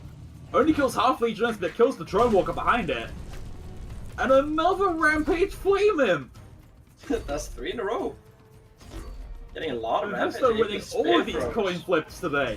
There's a Fireball out, only kills half of them unfortunately. That is 4 Legionnaires on the bottom lane. Yeah, it seems like Rush Second can hold off the minions right now because of the perk number 3 coming down, but Mephisto has a They're rammer. both at perk 3. There's a rammer coming in on face. He again does not have a proper answer for this. It gets hit in down to 249 health. He's in Beam of Doom range. I don't think Mephisto's running that though. The Rampage Legionnaire is going to be enough DPS to take down this Setsu and probably take out the other Legion as well. Shamrock's committed another Rampage Flaming! Oh, look at that Alpha Mephisto! What's happening? And a Rampage Drone Walker as well cleans up all the push from Rush Second that was going to be hitting Mephisto in the face. Just showing the power of King Puff with that shield. Fireballs coming out, Rush Second down to 99 health. That rammer is gonna looking very scary now. He needs to stay the Beam of Doom so he could kill that rammer. He just needs to stay. He has to keep that Beam of Doom. He cannot afford to use it. There's no way. I don't think it's enough, really. All Mephisto has to do is just cycle out for a fireball and he's got this match in the bag. Oh yeah, right. He's down to 99 HP. That is the fireball. He's going in, but there's already a Legionnaire going for face, and that's going to be enough. Fireball coming down, GG, Rush Second going down 1-1 to Mephisto. And Mephisto comes back into that after the Stormbringer mirror loss. Comes out that King Puff just... We don't want a meta where Rush Second wins every match. We have to rely on being DQ'd again. Yeah, here we go. Game number 3. And it's going to be Mephisto Stormbringer against the Setsu. Not a favorable matchup for him. Good luck. But I don't think either of those matchups are favorable for him at this point. Yeah, but he has a Volko after this, right? Yeah, but so are Masters of Mordor. Neither of those are favorable against Setsu at all. Definitely. He might just be saying, I need to get this out of the way, so I'm just going to play against that thing right off the bat. Get rid of it. I hate it anyway. Well, Stormbringer is his more proficient blaster, as we're all well aware at this point, but... Yeah. It's going to be enough against Rush Second's Setsu. Sniper Scrap, Dagger Fold. Feels bad, man. Feels very Every bad. time. Every time, and always face damage when you use that Dagger Fold. But if It's enough, though, to take out that Dragon Whelp and going to take that Bottom Bridge. Definitely, but have to remember that if the Daggerfall is used on the Sniper Scrap, every time the the Daggerfall will not be used on other things that could Divine meet that Warrior again. So annoying. Definitely would not want to play against that. I think the Divine Warrior is basically counting the majority of his deck, but what's this? A Defenso Chopper from Mephisto. Very nicely done. It's a tech choice he has been making. We've seen it earlier in the tournament, so it's not surprising to see another player playing it. Yeah, we can see some Lost Legionnaires play on that top lane and take that bridge back, but Defensive Chopper, maybe this is what he needs. Could be it, but well, to take out those Lost Legionnaires, not too much of a fuss. yeah, it's not been enough so far in the tournament, so it's Daggerfall comes on out, but it gets shielded at the last moment. Bye bye. So with that, now the Banner Man from Rush Second though. Yeah, it'd be hard to deal with all of this. There we go. Bloodbath from that bottom lane, really. Everything's trading even in the end, though, but Rush Second finally gets a little bit of pushing with the help from Setsu, but Flame's gonna answer that up pretty quickly. Yeah, but seeing that Rush Second is again in the advantage of the XP, having 15 XP above Mephisto. Mephisto needs to get that XP lead for once. He hasn't gotten it, and he's playing control like he needs the XP right now. That perk 2 is so crucial, that perk 3 is so crucial.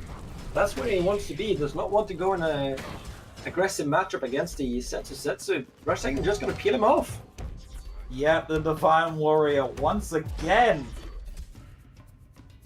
Every time Rush Second plays it, that Divine Warrior gets so much value. Yeah, Divine Warrior just godly play on it. It's an MVP against Mephisto Stormbringer, really. Yeah. I mean, people have to find out how to beat that deck. That's definitely. He tries to get all the Legionnaires to the Banner Man, but unfortunately unsuccessful on that. Mephisto gonna take these bridges back. Keeping up an experience this time. And obviously that range boost is gonna help a lot to deal with Rush Second's melee threats. Definitely, and see that how the game is going back and forth, seems to be going into Rush Second's advantage, because Rush, when he hits that perk 3, that's when the scary story begins, and now he got on the face with the with his reload mechanic going, and Batman is going to be coming down protecting the Flamin', but Flamin's not taking any damage, so it's quite safe right now. Yeah, oh, Batman takes down the Plasma Marine. Don't see that every day. Definitely not. Hate when that happens. Extra value for Memphis, though. Yeah, all the value from Mephisto. Mephisto Love having it that, when that happens to defensive me. chopper. Yeah. Or he was thinking about playing the Banner Man, but that's not a good idea into the Defenso. I wouldn't No, accomplish much. Definitely not. Only delayed the inevitable. English. Inevitable. English. Daggerfall again taking out the sniper scrap.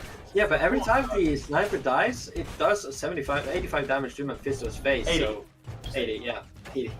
I just had to make sure I didn't say the right number 4 times. Oh, good Banner Man! Setsu targets the Magma Cannon, keeping everything nice and safe. And Visto taking the bridges back in. Only 8 experience in this match between them. Just showing how evenly matched these players are. Yeah, there's such a high skill level going on right now, and people are noticing it, how good these players are, and they have to see it. And this defense is so annoying for the Legionnaires. Yeah, During definitely. that bridge again. Perk 3 comes out for rush second, but then Fisto's gonna hit Perk 3 not too far behind. And that's where the control gets really obnoxious to deal with. Yeah, this is where the deciding factor. If Oh, the Flaming somehow gets the hit off! Setsu somehow does not target it! I don't know how that happened, but that was huge from Mephisto. yeah, up all night to get lucky in this game. Whoa. Very nice. The throwing at Perk 3, pings flying out everywhere. Rush second has his Setsu jump at the bottom of his deck. It's not where he wants it to be, obviously. No, but the Warren Warrior going down. Instant Daggerfall out with that sniper scrap. Oh, He that's just hates that card. Yeah, he doesn't want the snowballing to get going with the sniper scrap. Here we go, Stormbringer pings plucking away at Rush Second's face. There's a Beam of Doom from Mephisto. I was surprised to see him have that in this deck, but the Dragon Bolt just ends up dying to those crossbow dudes effectively. A Shock Rock used instead of a Daggerfall on that sniper scrap. What is Rush Second doing?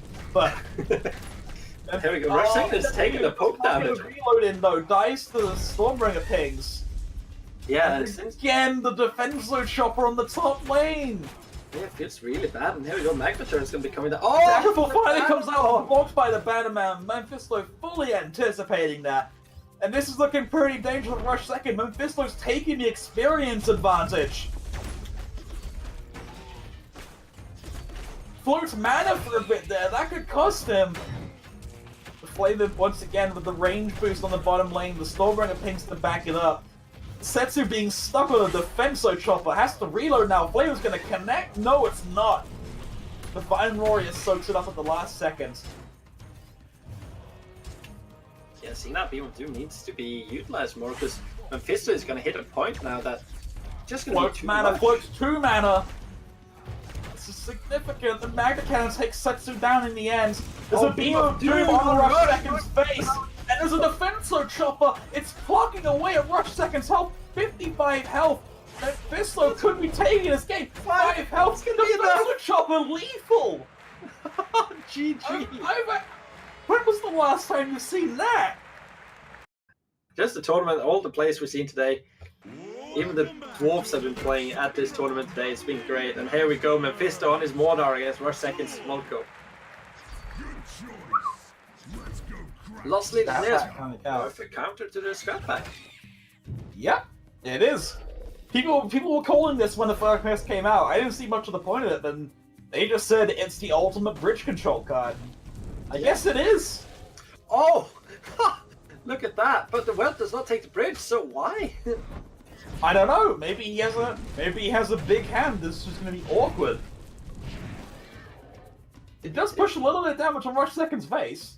Yeah, it did force him to place air unit. It does also give Rush Second the bridges for a very long time. Yeah, now the Against the afterburner border. damage starts. Not exactly what you want. And this is, of course, Mephisto's mid-range Mordor, not the Guardian Mordor. So, when the Firebolts start coming in, it's going to be a bit of a problem for Mephisto. So you really can't be taking this damage so early. Definitely not, and here we go, all the afterburners coming in, and it's just ticking away, and now you even see the blue golem taking a lot from the curse. Gonna be dealing so much damage. I think it went up to 60 HP. Of course, there's that Dragon Pack waiting in the wings in the Rush Second deck. Doesn't even need it just yet. That's going to be significant later when those Blue Golem reses start coming in potentially. And here we go. Xiaolong is going to actually survive a little bit, but Shock Rock is going to have to finish off the Whelp. But Whelp is being resurrected. The Rush Second needs something to deal with, and here we go. The Plasma is going to be coming down. Is the healing? Yeah, the Healing Shrine is going to come Healing out. Shrine's out. Very nice. It's going to make the Adrenaline go low, but it's enough to take it out. Actually, they have to spend a lot of mana just to answer that Dragon Whelp there. Yeah, having a Fireball coming down and... I don't know about that Fireball. Yeah. I guess it was going to survive, so... Yeah. So with that, There's pushing on out again, but there's a Bannerman, there's a Blue Golem on top lane. Probably going to see a Dragon Pack to answer that. Or just a Xiao Long, just something to pester it for now. As Plasma Marines burn the bridges, as predicted, comes on out. And there's the Dragon Pack. Waiting for, just baiting Mephisto's removal. Yeah, but he's just waiting for the Dragon Pack to come over to his side because he knows that the Bannerman will be coming down and now he can He's deal just with gonna it. wall it. Yeah, he's being patient, playing the patient The game. wall is melting onto those dragons. Does he have them? Okay, there we go. I was getting scared for a second there. I thought he was gonna just take all that damage, but look at Xiao Long. Look how much damage it's putting out. Yeah, again, someone underestimated the damage to Xiaolong. Maybe he just hasn't anything Look, to do with it. it's doing hundreds of damage to Mephisto. He needs to kill that faster. He just took about 1,000 damage against the Volko.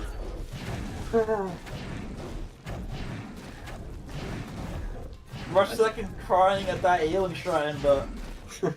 Does not matter when you deal 1,000 damage with a 3-mana card. Yeah.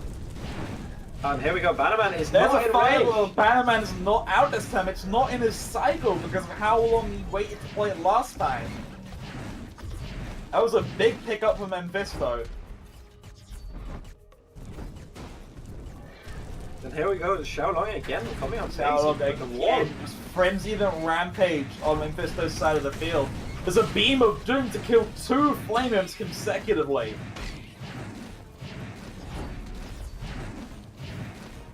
Rush Second just has a complete upper hand, and there's a Shock Rock to slow Mordor down, forcing out the Plasma Marine response.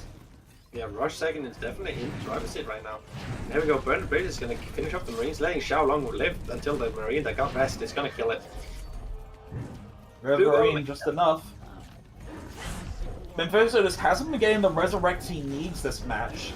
He's only been getting small stuff. He's not been getting the Blue Golem that would open his game up for him. Rush Second was considering Beam of Doom from Roman Dead, then the Healing Shrine comes out and puts a scratch to that plan. Actually, there's the Dragon Well getting some minor damage in on Rush Second's face there, but he hits perk 3 now. It's a huge point of contention and all this flying units Mephisto has to deal with. Yeah, with that, the Whelps are looking at 75 damage per second, and it's going to be insane. Look at the wall, just going to go down to 1.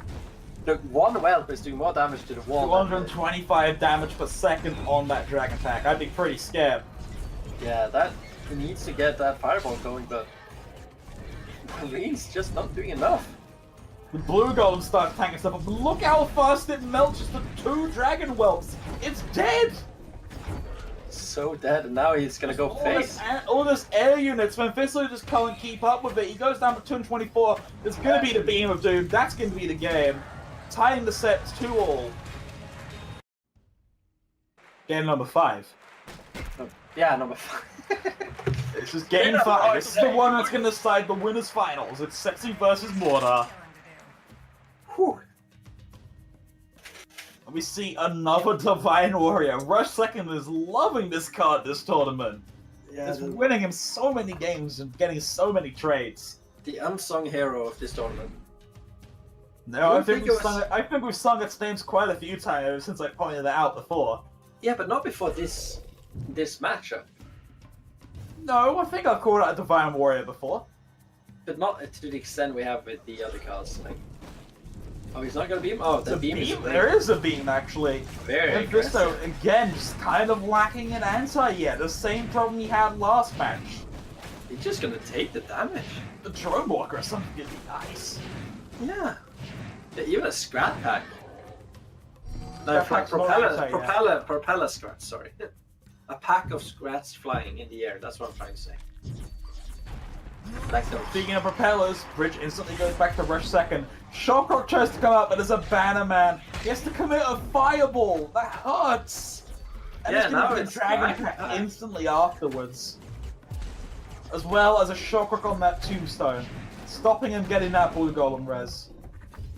Well, there isn't a dragon pack, just a Xiao Long. Didn't need one, so. But it would have been a perfect time to play it just because Mephisto wouldn't have anything to answer it with. It's quite surprising that he didn't choose it. Oh, wait, he has there it is, the defensive chopper again. Yeah, defensive chopper. That's the good answer to the dragon pack. Oh. This matchup is so insane. Both of them having strong cards against each other, and here we go, Divine Warrior up against defensive Rush chopper. still does not have the good answer to the defensive chopper in his deck, by the way. That's going to be a card to watch. That could decide the entire thing for Mephisto if he's lucky. Definitely, and here we go, the Alright, not connecting to face. Not gonna get that hit off either, so... No, it's only been 50 health. It's not Mephisto's concern in this matchup. His concern is getting those perks up, getting those big reses. Interestingly, he decides to play Bannerman just for the back of a Curse Bearer, trying to keep it alive a little bit longer to get that extra blue gun damage in. But a Fireball comes on out anyways. Yeah, did not connect with the Xiao Long. Mephisto not scared of that Dragon Pack one bit. Definitely not. That Dragon Pack poses no threat for him right now. There's a Sensu Jug that kills a Healing Shrine that's already had its value on a Plasma Marine. Yeah, I think the Plasma Marine was the crucial kill. Just to make sure that the Whelp can continue to do nice damage against the Blue Golem. There we go with the Shock Rock. Doing some nice work here. Oh, and a lone Plasma Marine taking down that Dragon Well. That's always nice to see. And we're going to see a rest coming in. There we go, yeah. Yeah, there's a beam actually on the Flame and Dragon Well. I don't know about that one. That is 6 mana for 7, so... Yeah, but I usually keep that for bigger things. Why is he fireballing Lost Legionnaires? He does that every time. Why, though? I don't know. He's losing mana. Is it that much of a threat? I mean, he has Defensor Chopper. Sir, I have no idea. There we go with the blue. The Whelp is just wrecking the blue Golem this tournament. Holy crap. Oh, no, the Plasma Marine's there to back it up. And now there's actually a Dragon Ball pushing it on face. I'm going to see a Divine Warrior coming out here. Nope, there's going to be a Dragon... Nope, Divine Warrior. Get baited. Rush second not making his mind up there quickly. Yeah, just getting you baited. Big time. Making it painful to be a caster. There we go, Warrior finally going down. God, like this, you bully. Shockrock on the tombstone again. Mephisto just never getting a good res. Yeah, Rush second just denies it every time. Is he gonna play the Batman? Yes, no, maybe so. No, it's open for fear, but the Fireball comes out. Mephisto answers it correctly. Yeah, because it doesn't matter if you Bannermans them before they cross over, because of the Mordor attack, so he can just wait for the Mordor to attack anyway, and then he loses the value for the Fireball.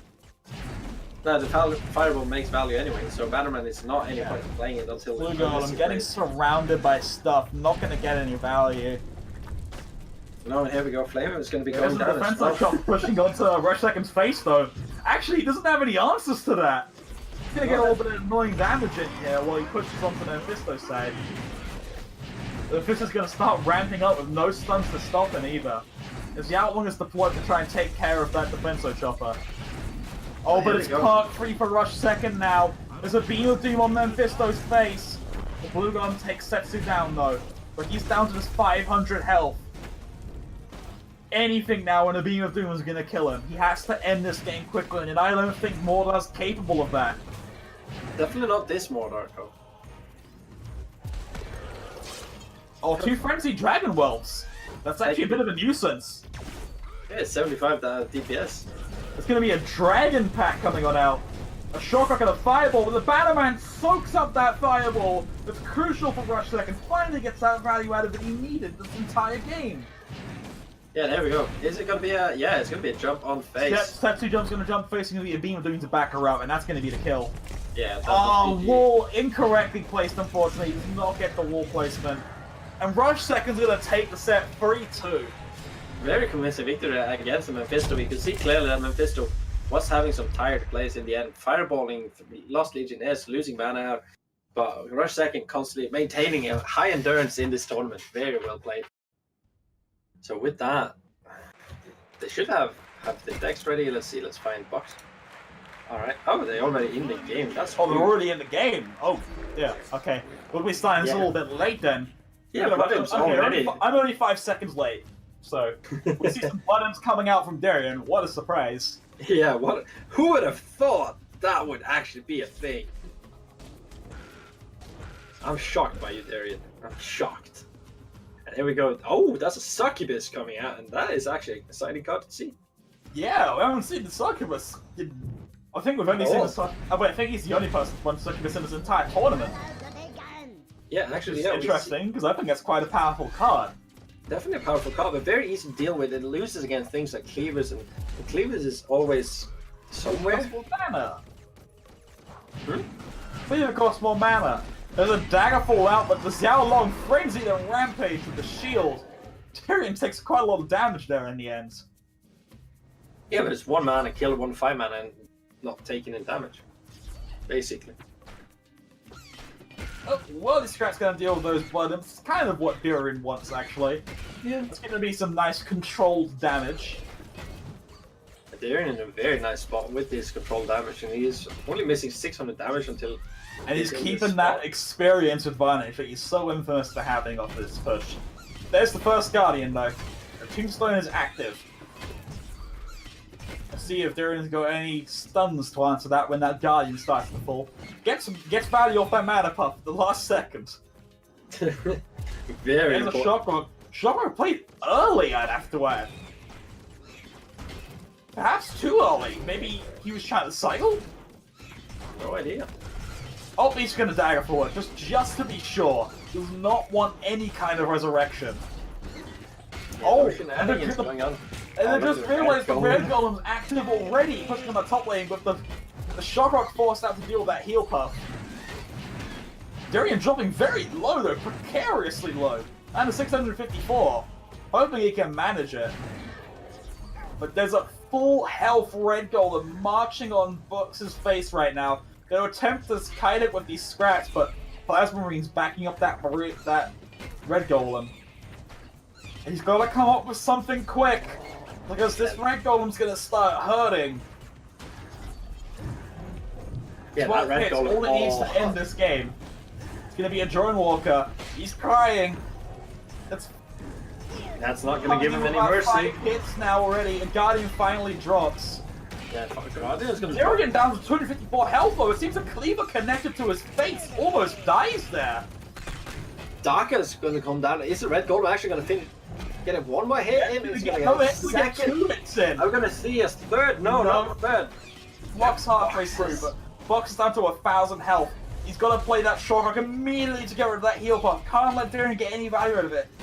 Darien does, he gets about 100 health out of it. 200.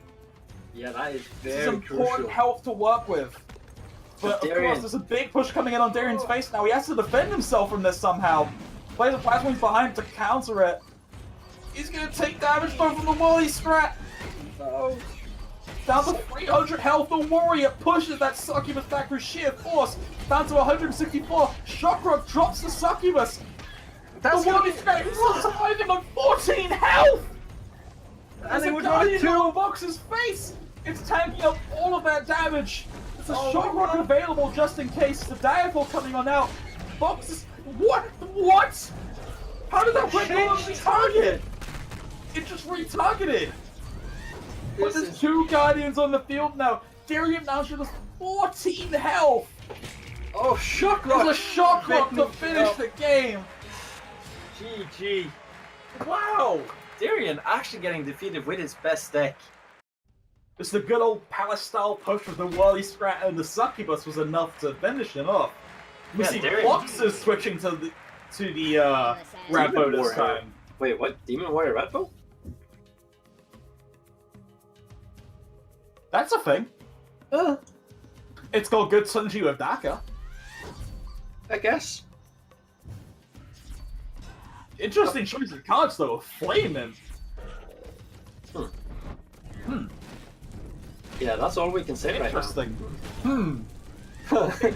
Those crossbow dudes. Unfortunately, the Dragon is going to take out those crossbow dudes. Nox is perhaps overestimating how tanky a Demon Warrior level 1 is, which is to say, not at all. Yes, worthless. And doesn't play the Bannerman in front of the Flamin'. Wait, he even has a healing buff? Oh yeah. He's expected to take a lot of damage from Darien. Yeah, just by nature of playing a Demon Warrior deck, but this cycle seems quite slow. Yeah, cycling, but he's already cycled once. Oh, nope, here we go. 1 minute in, he's going to be on Demon Warrior level 2 in just a second there. Yeah, here we go, number 2. He has a lot of things to deal with, but the wall is just so crucial for him. Well, the cleaver does go down though. Demon Warrior actually getting a little bit of value in here from his attacks, even though it's slow. Definitely, and here we go. Bannerman's going to be coming in? Yeah. But this is why he's running a heal puff. This damage is pretty significant. 800 health in already, still a slight push. Yeah, gonna try to heal up a little bit, but Daggerfall coming down right off the bat. He does not want that shenanigan. Darien, these guys hate heal puffs, let me tell you. Yeah, heal puff is the annoyance of the game. And here we go, all the afterburn's gonna be coming in. There you go, level 3 Demon Warrior coming out, but Derek Box is starting to feel the pain. Yeah, he's almost hitting that halfway mark right now, and that's not even before 2-minute mark. So Afterburn doing a lot of damage, and the XP lead right now is insane. He needs that more Dark Armor going right now. And not having a good range unit is punishing him quite a lot. Choosing to go crossbow dudes instead of... Oh, here we go, burn the bridges right on that. The Warrior getting stalled up by those scrags of Box's face though, not able to connect to it at all. The Fireball. Interesting use of Fireball. None of that was really that efficient. Yeah, but we've seen a lot of those plays lately. It's like people using Fireball. Level 4 Demon Warrior though, this is where it starts getting value. Yeah, now it's getting scary for Darien. Darien has no way of dealing with a tier 5 Demon Warrior. Barely a tier 4, and that's gonna be... Yeah, he actually almost getting that level 3 Warrior, because it already got across to his side of the field. Yeah, and if he just Boxes just keeps his Demon Warriors down on the bottom bridge, it's gonna be devastating for Darien, because then he can't use his Afterburner. Warrior doesn't even get one hit in. No more Daka? Yeah, here we go. Oh, there's the Daka. Yeah, but after the burnt bridges are gonna kill the healing buff. And Demon Warrior it keeps them off long enough, and here's a level 5 Demon Warrior to take that buff to burn the bridge off Darien. Yeah. See, this is the problem with Volko against Demon Warrior, is that once it starts getting high enough level to contest that bridge, your damage, that is your afterburn damage, just kind of runs dry. Yeah, so he's changing it up. How else is he going to push damage against the Ratbo? No idea. All these scraps are going to get in the way of these cleavers, and he's got a wall to contend with as well. Yeah, wall covering one lane and Demon Warrior. He doesn't even need that heal puff. These walls are going to be the healing he needs. Although he does get a little bit of value out of it in the end down there. Yeah, and the heal puffs are forcing out answers from Darien all the time, which is freaking great. Now we got another Demon Warrior going to be coming down. Another Demon Warrior, level 6 now. This is the problematic stage for Demon Warrior. Although Boxers is down to just 800 health, he really can't afford to let Darien hang on to these bridges much longer. Because we've seen Darien's just churning out all the damage he can the second he gets his hands on that bridge. Definitely, he needs to get a heal puff going. He just needs a little bit. Oh, decides to play against that, so we're going to see a Daggerfall probably coming out to get rid of this spin. No, just the Warrior. That Dragon's going to get so much value taking down that Demon Warrior because of that perk-free Volko. Yeah, look at that Demon Warrior doing a lot of good work here, but it's not going to be enough because of the cleaver. Here we go, more Dark. Shock Rock, it doesn't kill anything next to that Bannerman. No, but it's going to stun anything, and now but the bridge is back in his favor. Yeah, Darien is in his favor for a long time. These Demon Warriors just aren't enough for Boxers, it feels like. Yeah, he needs to get it up to level 8, level 10. He's at level 8 now. He's got to put it on his bottom bridge immediately, and then get something out to answer all this stuff on his face. Oh, the swarm of DPS is coming in though. It's starting to really hurt. He's in Beat of Doom range now. Going down to 90 health. Daggerfall, Shock Rock, and Daggerfall. That's going to be a GG. That's going to be Darien taking it. Darian defeats Box's Demon Warrior deck. Because it felt like the crossbows were there to deal with like propeller strats and stuff like that, and then he can just use the illusionary delivery anyway, because the crossbows lost all the fights. Oh, here we go. Instantly Darian doing his signature move, but Boxes are following up with his signature move. So it's like, I don't even know. Darian winning that initial fight. Sniper Scout's gonna be coming down and guess Daggerfall? Yeah. Yeah, there's a Claymore Warrior going up on top lane, but this is a Ratbo deck. It's a Ratbo mirror. Blood Golem. Yeah, the Blood Golem. Basically a mirror match, but Darian's got a much cheaper cycle, I think. Yeah, I think Matt. But the Flaming should make the difference there. Because then you can't have those streams of minions coming in the late game. Oh, Darian getting value out of that mana puff. He's so good at getting that. Yeah. And here we go. Darian just letting the warrior sit on his face so he can get that red golem going.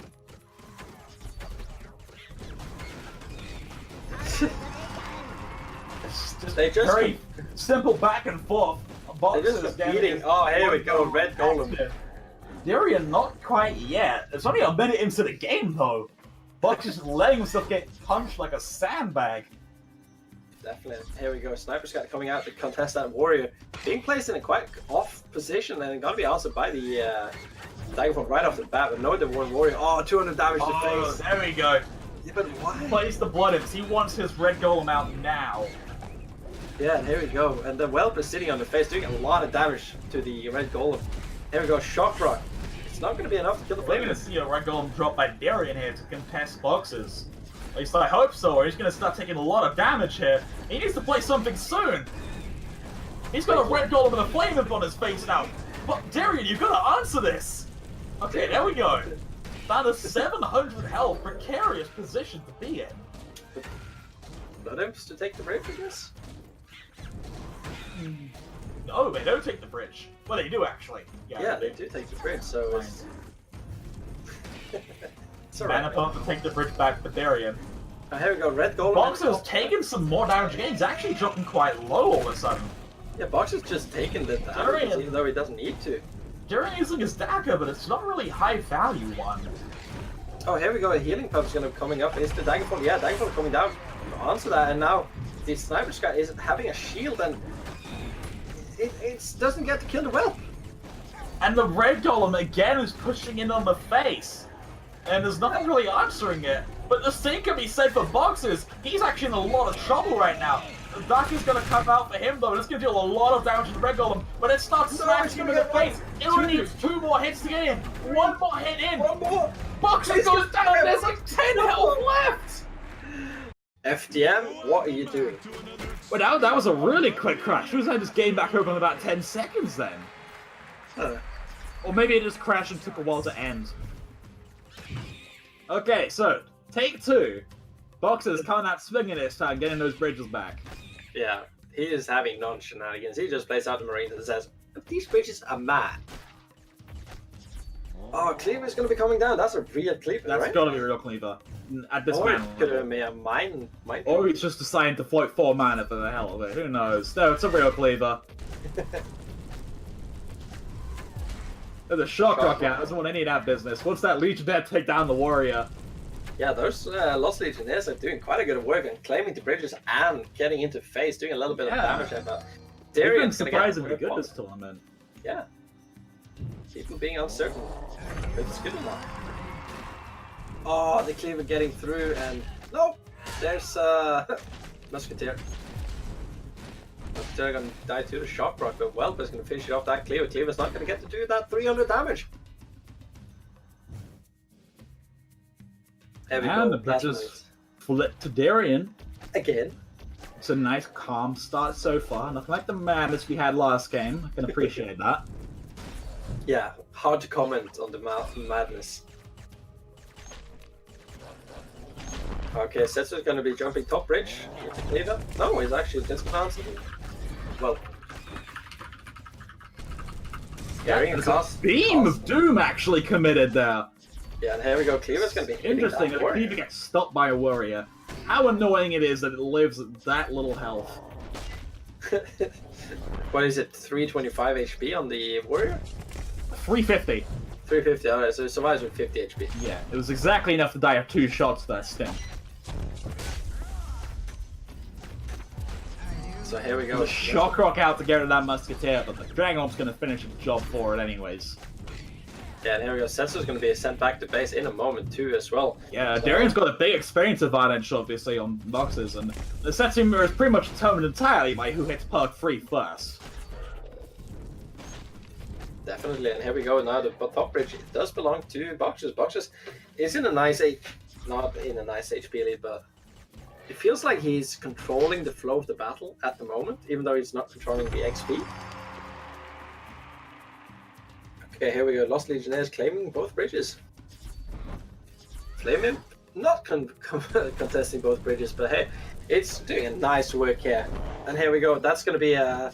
He hasn't got a fake cleaver in his deck. It's all real cleavers. Or he's just playing the real mind tricks right now. It'd be quite the mind game to hold onto an illusory cleaver 3 minutes into the match, but we have seen it before, mind you. Yeah, was it from Tyrion? Yeah, it was in the finals when he cut his red gold. Yeah, that was the one where he had the real cleaver instead of the illusory. Yeah, so he cut the red gold for it. Yeah, it was insane. So with that, it's been a quite intense match. Oh, main just a bit of a back and forth. Nice slow pace so far. Darian just keeping a steady experience advantage, controlling everything Boxes plays. Definitely, here we go. Flame. It's going to come down to answer those Legionnaires. Lost in the hell of flames. And here we go, Warrior on top of those Marines. Marines going to be going down momentarily. On top of the Flame directly. He doesn't even care about the amount of damage he takes there. No, he just wants to take the bridges and kill those things. And that'd be happy. Nice answer to that Warrior. Actually going to get all the bullets he had left in the magazine. Oh, with the reload! Boxes need to place his plasma marines because right now there's 50 DPS sitting on his face. Oh, Darian, perk 3. He's going to stop that cleaver. Yep, Setsu jump coming in on Darian's face there. Perfect Oh, but then again, perk 3 from Darian though. This is what I'm talking about. Darian has a massive advantage now going into this. Just every single threat Boxes has put out onto his field just got answered by that perk 3. And now he's going to start looking to push that damage on his face. Yeah, if you saw, the cleaver was forced to retarget, so it didn't hit the Musketeer, even though the shock rock came out. So the Musketeer actually lived and took the bridge. Yeah, and here's going to be the jump from Darian, because that cleaver was played to answer the other one, opening Boxes' face up for some nice Setsu damage. There's a beam of doom even to push even more out, down to 1,000 health from that. Yeah, and Boxes at this time, he played so many cleavers into the Musketeer, it's just not worth for him. The Daggerfall though, you're actually quite a bit of significant damage there. Yeah.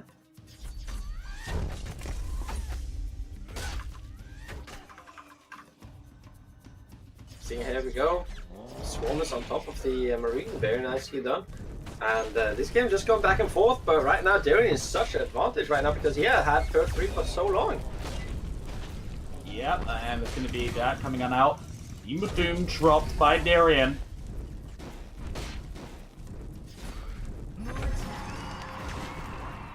Daggerfall comes on out. Cleaver gets answered finally by that Dragon Whelp.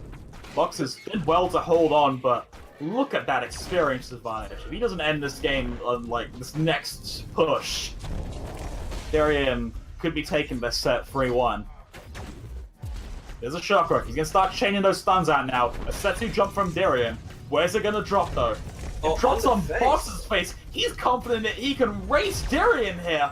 There comes another stun blast coming out. The stun's being traded both sides. It's going to be a race of numbers here. Who can get their reload in first? Setsu has to jump. They both have to jump back at the exact same time. Box down to just 100 health. No! Boxes resummons his Setsu! It's down to 125 health with Darian. There's only 25 health. There's a beam of doom coming down on out. The shotgun to the Swarmers is enough to finish it from Darian. He's only been he's been mostly playing Ratbow and Orko. But here we go. It's APEP against Mordor. So he goes with the APEP.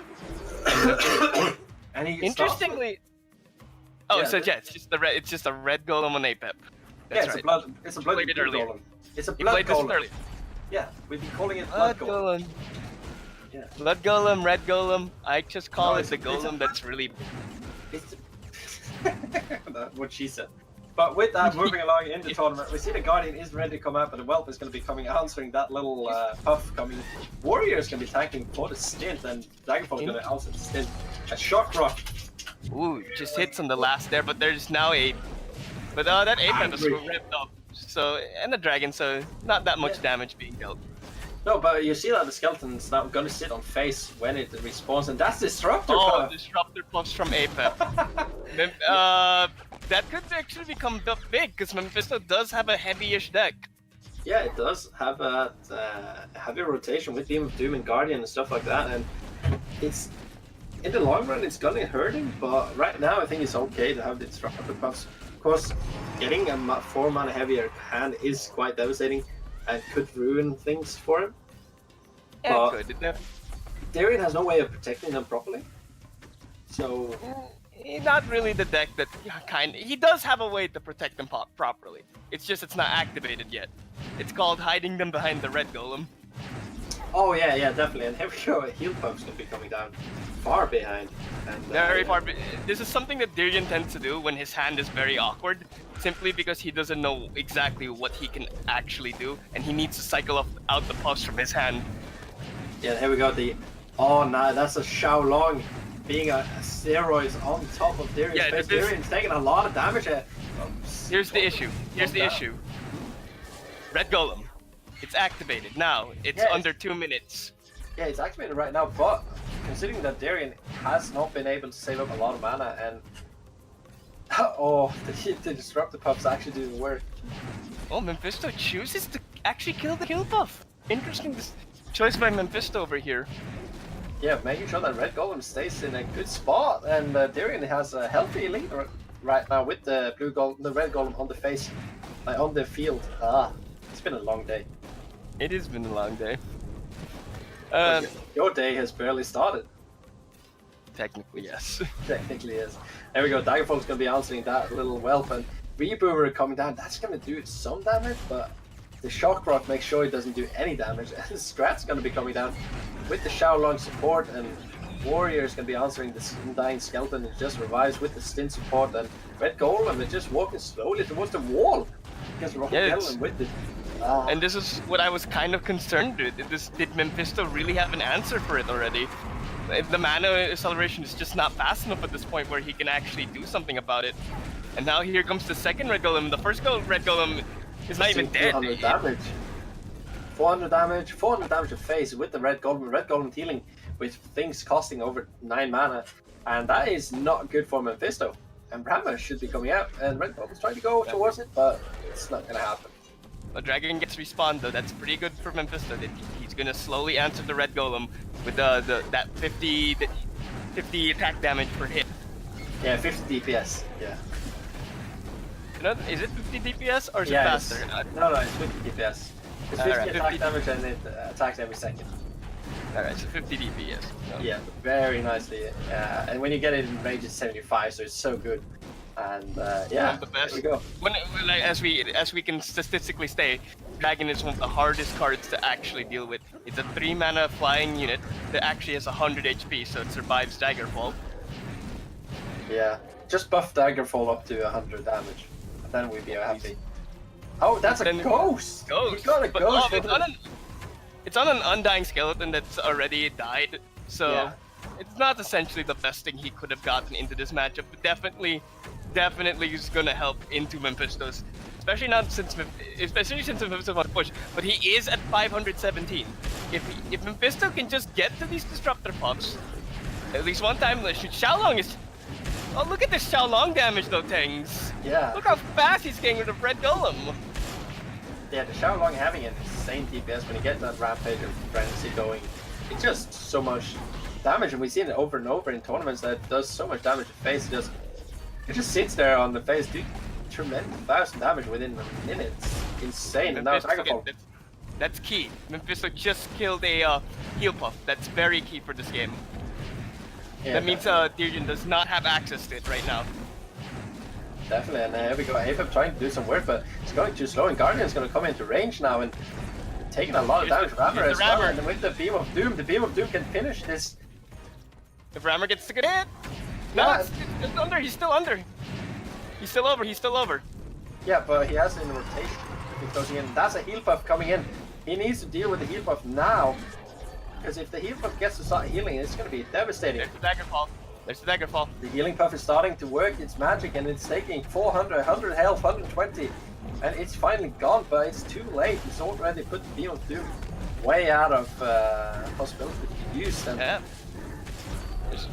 oh, is he going to get one more hit? Yeah, that's going to be Beam of Doom range. Mephisto, Beam of Doom. Mephisto, No! do it! Too late! No! It's too late! I don't think he sees it. Yeah, he doesn't He know. didn't see So it. there's a heal buff. There's a heal buff. There's a heal buff. Yeah, That's that's probably. it's too late. It's too late. He clogged up his hand, and now the heal buff is healing too much, and the Guardian cannot deal with this. Finally, heal buff dies, but it's up in 700 HP, and it's way too late now. Man's been coming down with the Almost Guardian. mana friend. Almost mana friend. For Darian. Oh no, the Guardian blocked it, so the Ghost is going to take over the Rammer, and Rammer is going to make sure it doesn't connect. Rammer's going to Ghost just run coming back. up big. The A Pepper 3. Always finding the right card in the end of the day. Definitely, and oh, the Xiaolong is going to start doing some good How long work. might do that? How long might do it? No, Xiaolong does not do. No, Undyings! Oh no, Great Golem gets in the way, but Rammer is back in the field. Darian probably has his ghost up though. Oh yeah, there it the is. Ghost is up and it's going to be blocked by the Guardian. Is it? No, yes, no, baby son. No, it gets a hit. No, you got it! You got it! You got it! Got it. We're in! We're in there! We're in there! Doom! What is he waiting for? What is he waiting for? He has it. Beam of Doom is ready, man. Mephisto, please! Beam. Come on, Beamer! Right. Oh no, that's what he was waiting for! He was waiting for Totem! It was waiting for the totem. That's it, that's game! That's game! Oh, Jesus Christ. Yeah, we're silly. We're silly, we keep forgetting about Totem. Yeah, but he has the Rammer. No, well, it's gone now, so he doesn't Yeah, have to deal. Yeah, but he has to deal with everything else as the Setsu And the King KP, Puff. just as you called it. Yeah. The Volko comes out for Darian. So Yeah. the Volko, question is, what version of the Volko deck is Darian playing? we just saw it. Oh my god, my brain farts are already starting. I mean, he has swapped. If I noticed, the one thing about this Volko deck is he's been taking in different cards for each game. Yeah, here we go. Whelp is gonna. He always has the Whelp though. But the frightening thing is that Mephisto has the Dragon Pack, and that's gonna spell a lot of trouble for Darian. Darian, I wonder if Darian knows about remembers about the Dragon Pack from Mephisto. That is the question now. Yeah. But last time we saw First- Darian's deck was so quick in rotation and was so efficiently. It was dealing with the box's own Demon Warrior. Even though he plays Demon Warrior over and over and over on the bottom bridge, it was not enough. And here we go. Dragon Pack's going to be coming down, claiming the bottom bridge, and they're just going to be flying after this scrap before going over. And He's gonna shield them before they go on their way. Yes, There very, they- very important to shield that because now. Oh no, Darian doesn't have air. Yeah, exactly. And Oh the boy. shock rock is not going to be There's enough. a dragon. Yeah, but the Oh no, dragon's the going to dragon's die. killed him. Daggerfall from Mephisto right here. It's gonna be a lot of damage. Thanks. Darian This is could going be to take game. so much damage. Holy shit. This could be game. This could be game. The GG's coming out. Mephisto. Darian down to 400 No, it's health. not gonna be game. No, it's down not to going to be 340. game, but damn, he's down to 340 health. 340 Already. out. And And there's Mephisto our has Rammer. Rammer. Yeah, Rammer only needs to get 2.5 hit. There it is. Coming out.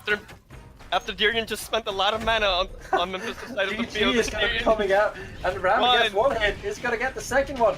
It's going to be enough. Darian going down by 2-minute mark while playing King Puff. Because it's going to be simple. He needs to be at his best when you play the weakest against Setsu. And then you can just get it out of the way anyway. Because he has to win with all the decks anyway. And here we go. That's a Volko. Volko. Goes with Volko. And here we go. Swarm is going to be coming in. And I guess Bridge Buddies are just going to claim it back. And life is going to be good.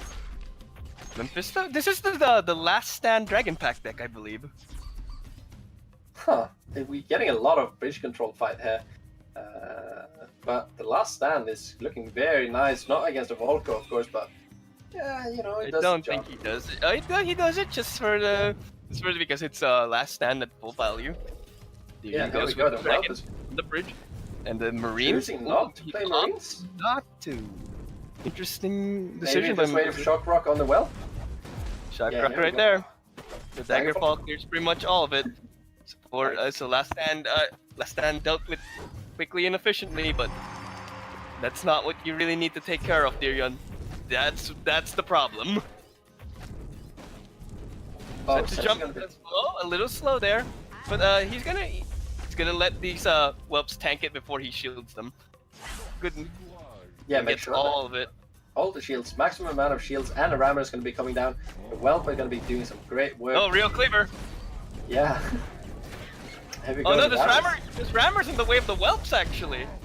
Yeah, and here we go. Daggerfall's going to come down as well, but that whelp has a Oh, shield, and it's alive on Oh, top no. of Tyrion again. Tyrion, no! Tyrion has a shock rocket just to pop the shield, and now the Synth can come out and kill it. and he's just above half. Yeah, and It seems we are in the world where we can't deal with whelps instead of cleavers.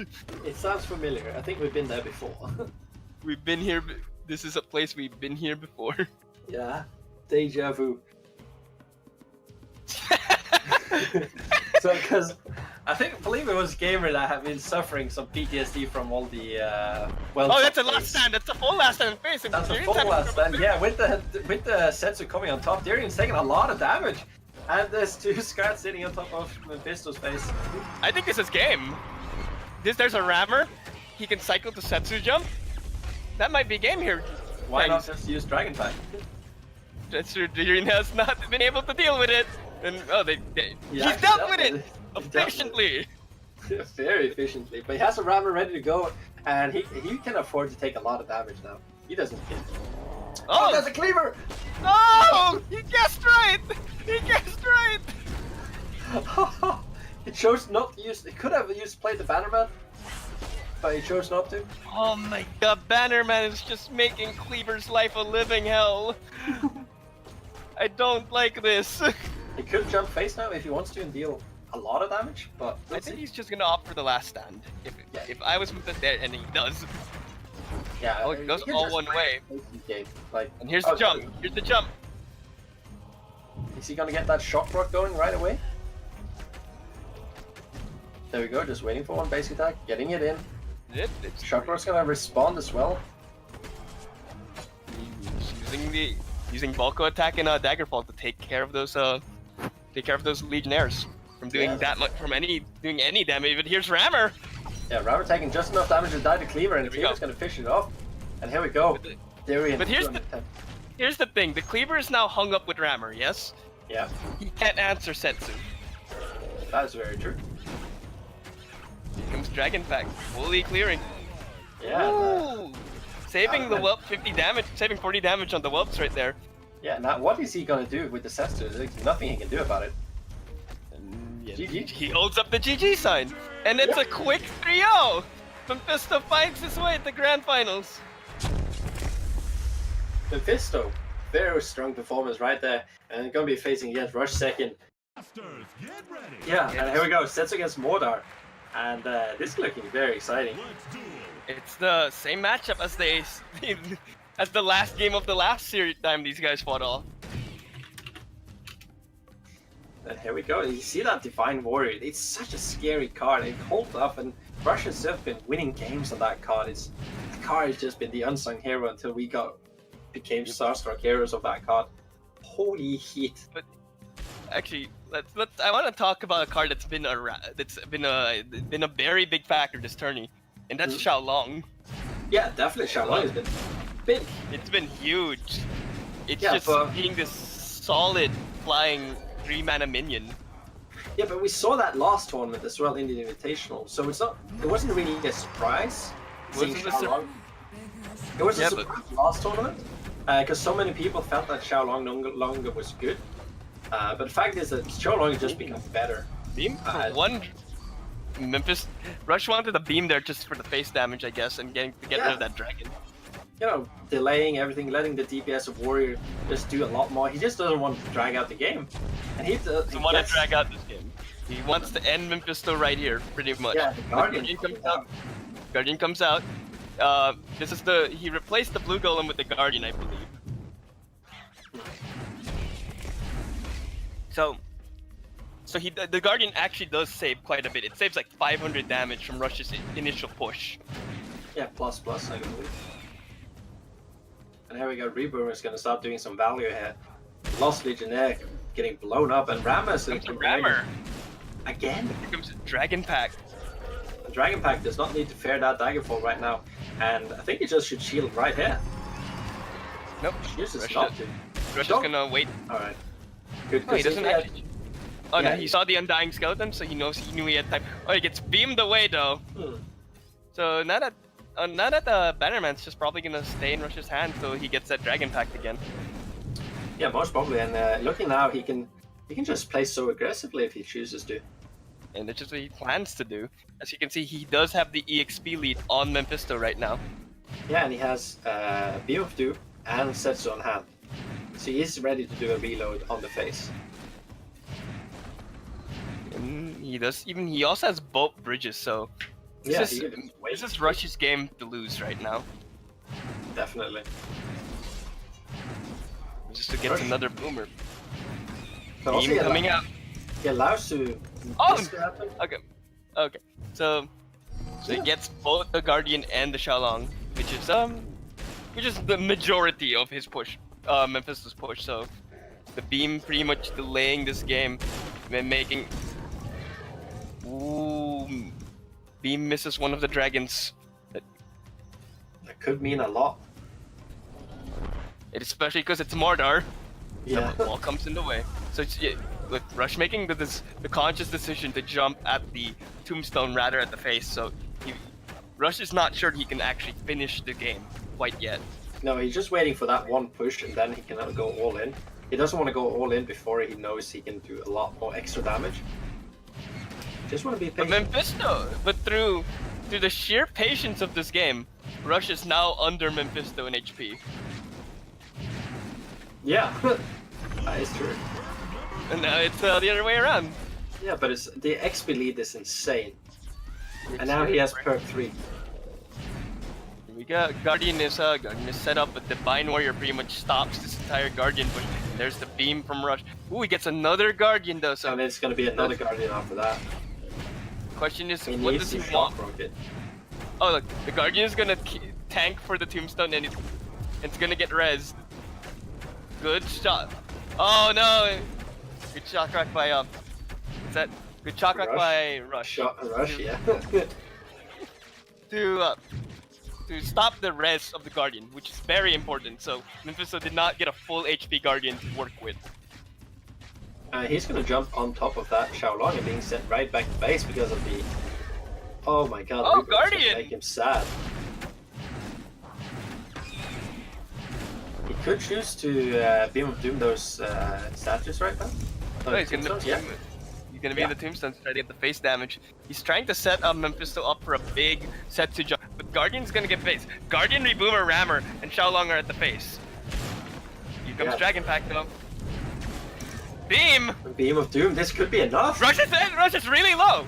Yeah, Rush is really low, and he needs. Oh, he saves it. He saves it. He saves No, it. it does not. Oh, is it gonna be enough? No, he's in Daggerfall range. That is not. Mephisto just needs a cycle. So where's Daggerfall, Mephisto? Where's Daggerfall? He needs it. He needs it quickly. Oh no, set this on face. Guardian's gonna save the time. Set this on face. He didn't get to the wall. Daggerfall. There's Daggerfall. There we go. GG. Mephisto takes game 1. Exhausted, come into winner finals. They win the first grand final, and then they lose just barely because they're exhausted. They're just done. And we've seen that over and over and over. It's very rare that a person from the loser bracket actually wins the grand finals. And here we go into game 2. Yeah, and now it's Volko on Rush second. Rush has been dominating. It's Mephisto's KP. Yeah, but if he can't get to perk 3 to protect himself against the afterburner, it's not gonna matter. Like the perk 2 is gonna do a lot for him, but the fact that Rush Second can push so much face damage and his Divine Warrior can keep on stopping pushes is devastating. Like that Divine Warrior is gonna be crucial the entire game. And It's a rammer though. yeah, Rammer's gonna I was set gonna touch on that. The rammer will do some nice damage here and there, but it is a 4-mana play. Take in between maybe 100, 180 damage to 360, and he needs to do this 10 times maybe. It's not a tempo play that you will favor because it doesn't do minion damage. Woo! Oh, Dodges the Divine Warrior. So Fisto on the perfect bridge swaps again. the He's last been doing this all day. perfect and the last second bridge swaps. Yeah, been doing this all day long. Oh, Drone Walker doesn't make it out of the bridge because the Marines were just enough. There we go. Flat propeller scratch gonna be dying But to the Defenso! propeller. Yeah, Defensive Chopper doing a very nice job here. And it's gonna be a Especially- tech card that's gonna be devastating against Rush Second. Especially since Rush relies on these Lost Legionnaires to get him bridge control back in position here. So, Lost Mephisto Legionnaires? yeah, the 2 Legionnaires. Oh That's what yeah, they're called. sorry. I thought you meant Lost Stand for a moment. Let's stand. Lost Legionnaires! Yeah, Lost Legionnaires. Oh, but there is a wall. Yeah, there's a wall, and there's also a Curse Bear to deal with the Flame Imp. That will be dealing 250 damage. It Yeah, will there's the kill Banner it, Man. not barely. Rush There we is go. up. Ooh, Musketeer. The Bannerman getting everything a shield, but I'm not sure if that was like a wordy Bannerman. But then again, just getting even a shield on even some of the small things is kind of worth it at the end of the day. Yeah, it also forces your opponent to do one more hit, which is always nice. And here we go. Marine against Marine. Marines are going to win in Rush Second's favor here. Just because Fireball. of the formation. The Fireball on the Lost Legionnaires, Mephisto has been consistent with that. He probably feels that Rush really has to rely on that 3-mana card to do a lot of his work. To do a lot of the heavy lifting, as they were to say. Yeah.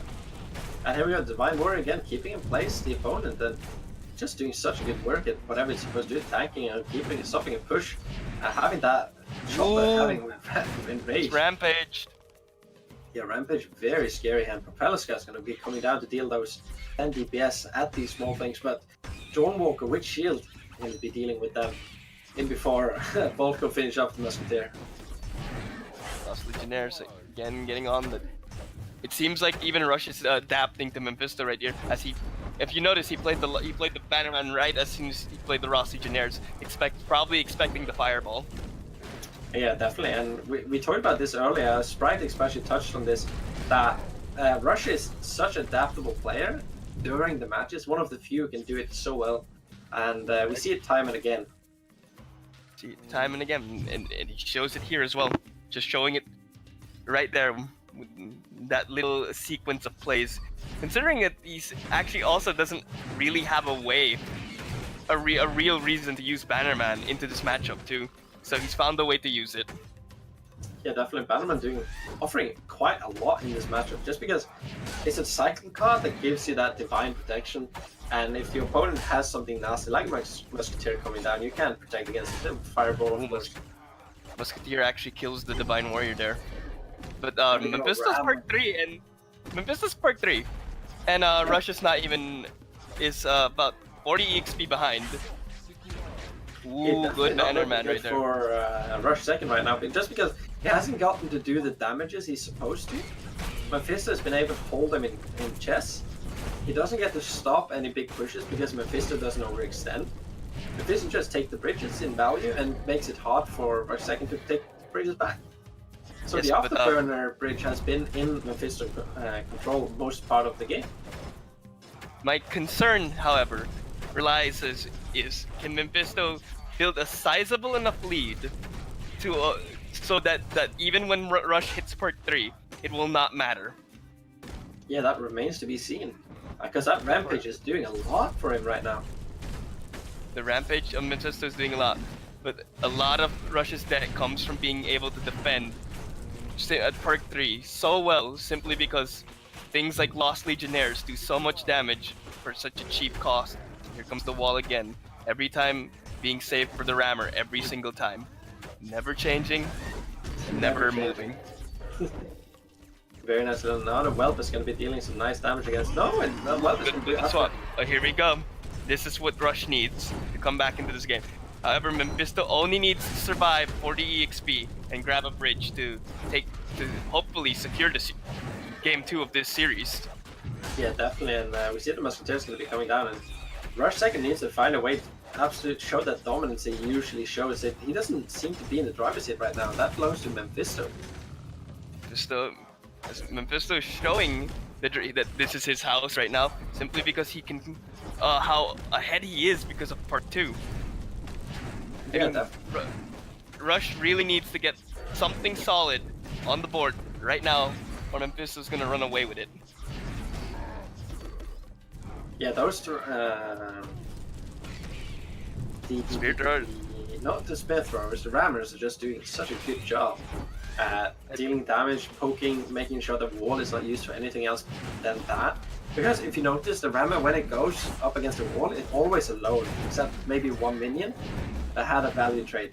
So therefore, a 3-mana card is exclusively being used on the rammer, and that is dangerous because then the defensive tool is useless against everything else. You can't use it. This may be the small opportunity Rush is looking for. He does have some sizable push inside Mephisto's base right now, but the wall comes down from Mephisto's side, and Mephisto just grabs the bridges yet again, playing that patient game he's known for. Yeah, both players being very patient in their playstyle and just constantly going for the value, never dropping minion unless they have to. And here we go, Rammer gang hung up being being blocked by his own defensive chopper. Yeah, feels bad. But Mephisto, in our quiet analysis of this game, has finally hit Mana Frenzy, and he has there we bridges. go. Now he's hitting face with the defensive chopper. Not doing too much DPS, of course, but it's being very annoying on top of the face.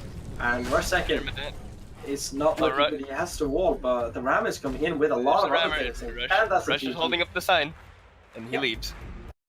And what is Rush playing? Volko. Yeah. He opts for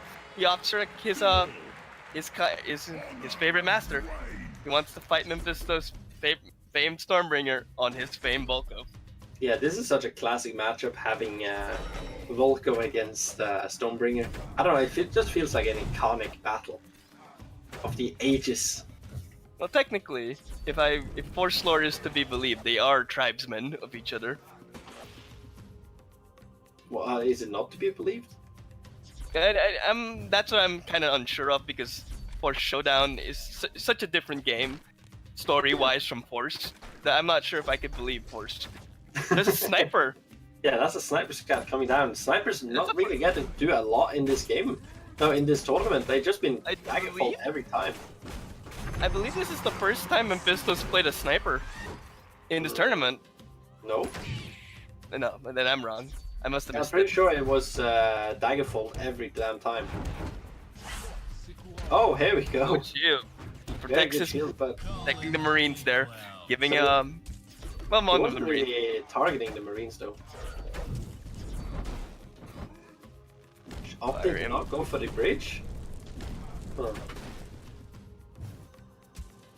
Dragons. Ooh, Divine Warrior coming down. This is an aggressive Divine Warrior from Rush. But it's a perfect counter to the Fire Imp. It does not take any damage from the Fire Imp, and it leaves a 3-mana minion on the board afterwards. Because the Fire Imp is very hard for Rush second to deal with, and if the Fire Imp gets to do one hit on the face, it's 250 damage. And he doesn't want that. Especially when the poke from Mephisto will be coming out with the perk 3. He does not want to be even lower just because a Flame Imp comes in and doing 250 damage in one hit. So the top bridge is... Volko decides the top bridge will be his bridge of choice, and so this will be the bridge that both players will be having a little more focus on, because we don't want afterburner bolts to edge out the game. definitely Because not. And especially since both players are playing for the long game. yeah, and that top bridge is going to be so important. Ooh, the look at defensive coming back. Yeah, defensive chop is just absolutely shutting down the top bridge.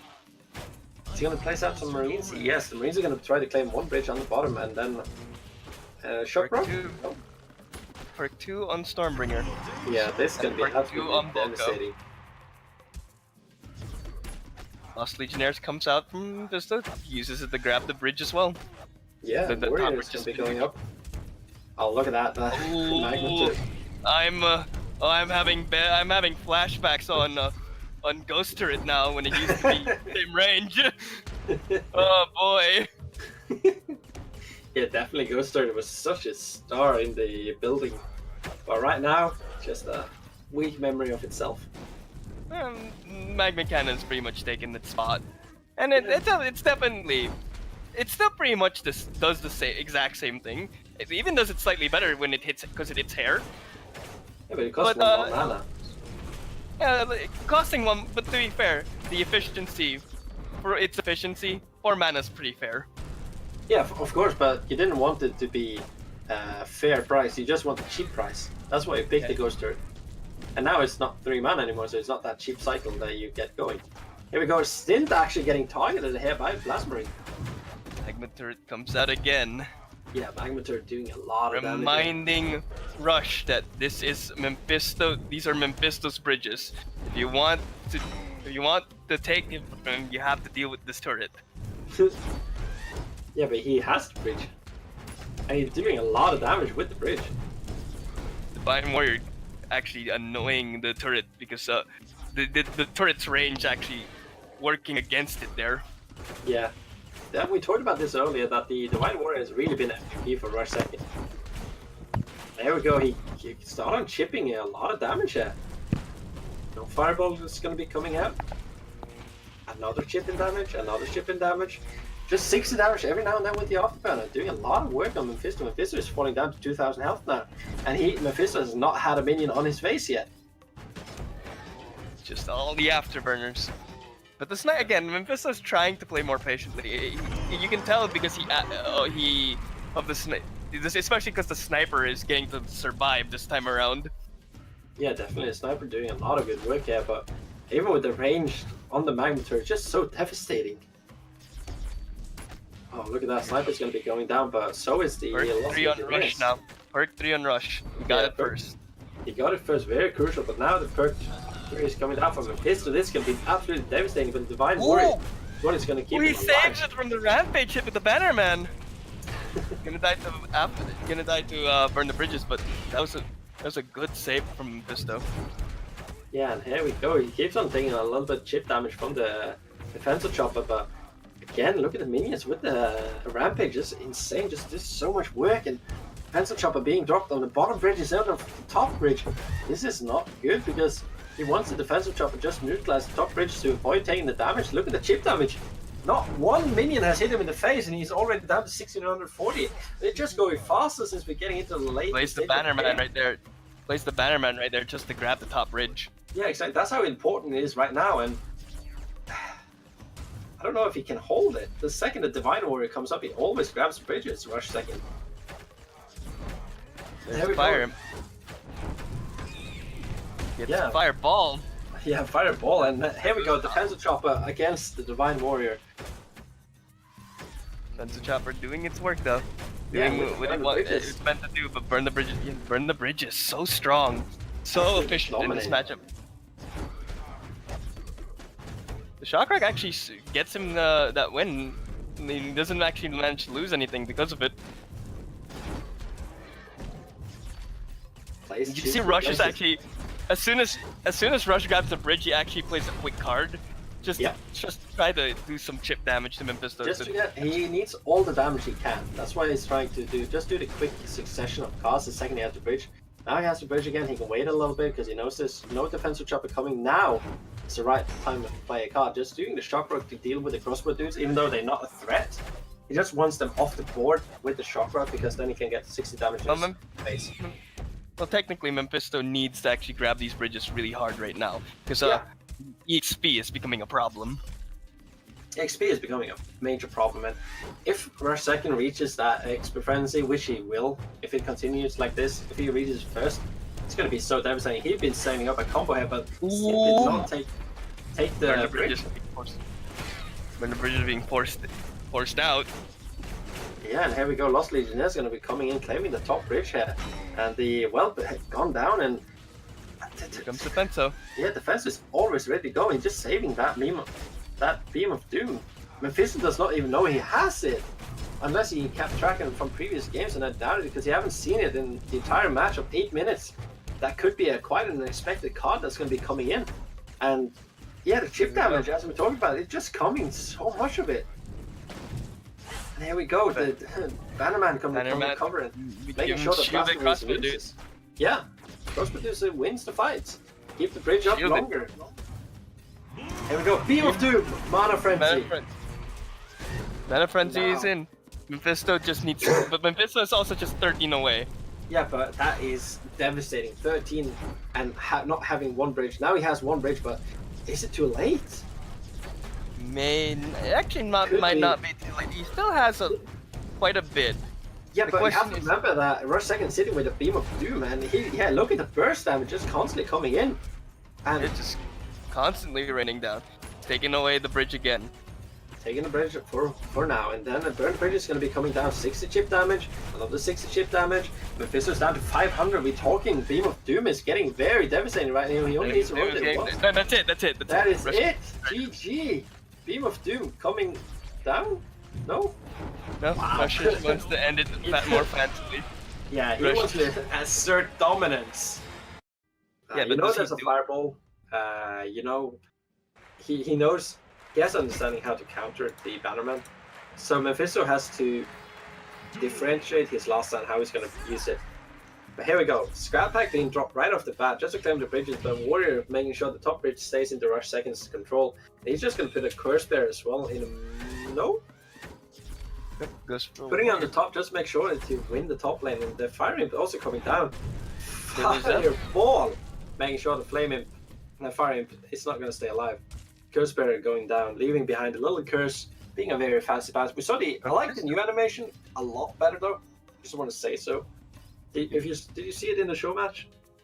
Yeah, I did kind of see it in the show match, but it was very hard to kind of. Again, the show match has been talked about a lot in chat and a lot in the hype channel. There was a lot of discussion with a lot of things because it was definitely more than a visual rework. Yeah, But definitely. that's beside the point right now. I think we should focus right now on this game as we see a Divine Warrior and Drone Walker go to the bottom for Rush. And Mephisto puts the wall down and he uses Xiaolong and Marines to defend. But in all this action, Crossbow Guild has gotten a lot of value. Definitely. Crossbow Guild just getting to work freely, and now Seth's going to be doing a jump, making sure it does not continue. So spawning the last couple of guys. Good Warrior. He gets it. Very nice Warrior. Now he's put a Beam of Doom just to counter that Warrior and deal a little bit of face damage.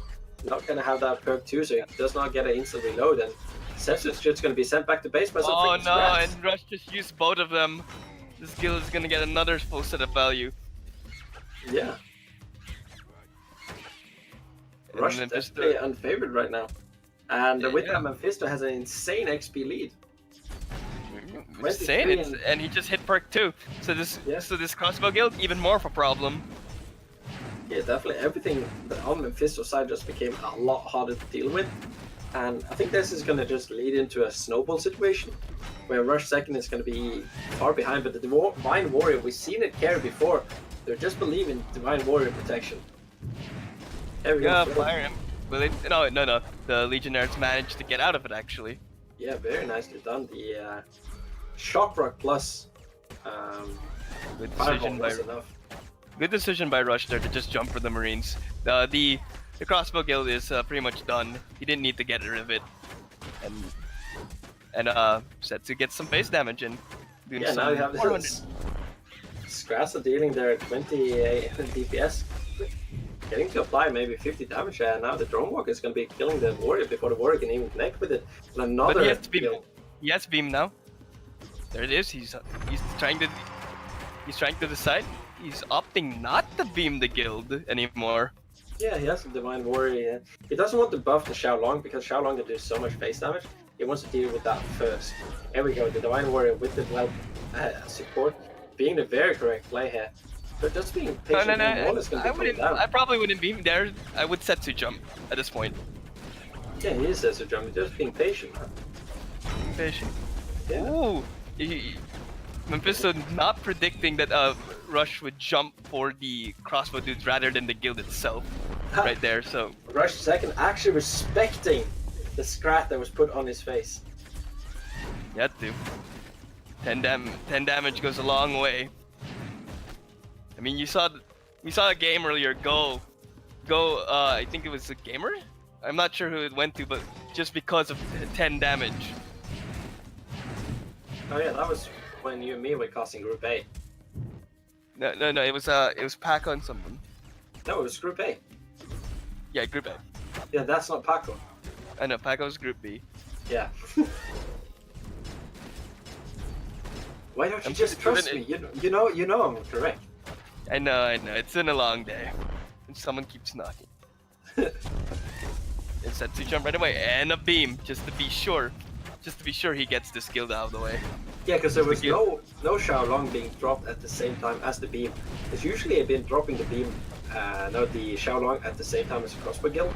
But he's opting not to use the fireball at the moment. Here we go, the last stand is going to be coming down, and now he has a good fireball going. But he needs to deal with that Xiaolong as well. Yeah, here we go. Fireball, but some Legionnaires. There's a lost pair of Legionnaires. Yeah, it's lost Legionnaires. So anyway, he gets a guild out again, but again, set to jump coming right away. No, he's waiting it out. So he got the warrior. Yeah. Now he's gonna jump. Definitely. But there's two Legionnaires gonna go to the Rush of Faith. He's gonna put the Divine Warrior to he's respecting these Legionnaires. Good respectful play from Rush so far. And Xiaolong comes up. Yeah, we know. See, Daggerfall just constantly answering those Marines and just opting damage on Rush second. Rush is taking a lot of damage and the XP lead is getting too much at 50 XP right now.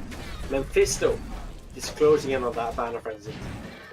Unwilling. He's also unwilling to beam this beam the crossbow guild at this point, I think, because it's just too much value wasted. There's fireball. No, it misses 5 Legionnaires. I think.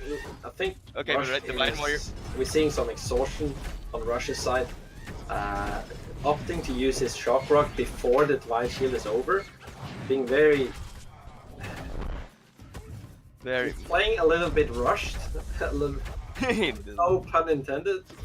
That was fully intended, and you know it. I'm sorry. I feel ashamed. But it does feel like he's playing a little bit forced. Things like shock-blocking minions when he doesn't have to. Because it wouldn't have mattered. It's more that he feels like he has to because Mephisto's on the verge of Mana Frenzy, which he's about to hit now. It's still suboptimal plays that being forced out, and that's what's going to make sure that this defeat is going to be coming in. Now that Mana Frenzy is there, there's 50 XP, he does not have a bridge, no bridges for him. This is just going to be too much, and Mephisto is in such a lead right now, getting to spam those crossbow guilds. Rush second has no way to deal with, because if he tries to punish, yeah, that's a GG. And he wants to get straight into this reset. And yeah, we're going to have a reset and a reban. And we just get straight into game 1, they don't even think about it here. No, they know what they want to do. It's going to be the Stormbringer against Stormbringer. Such a deciding matchup. Is it going to be the pay-to-win skin, or is it going to be the vanilla skin? There we go, Scats against Scrap. I'll tell you now, Mephisto doesn't use that skin because he hates Arrow. Wait, what? He hates Green Arrow. Why? He just doesn't like it. Why? So, no, he refuses to use that skin. He refuses to buy it. Fair enough. So, Crossbow Guild out for Mephisto first. Do you think Rush may have actually teched in something for it? For like a beam or so? The fact that he has Divine Warrior, which is sort of a tech card, says something. And now he creates that big push. Defensive though.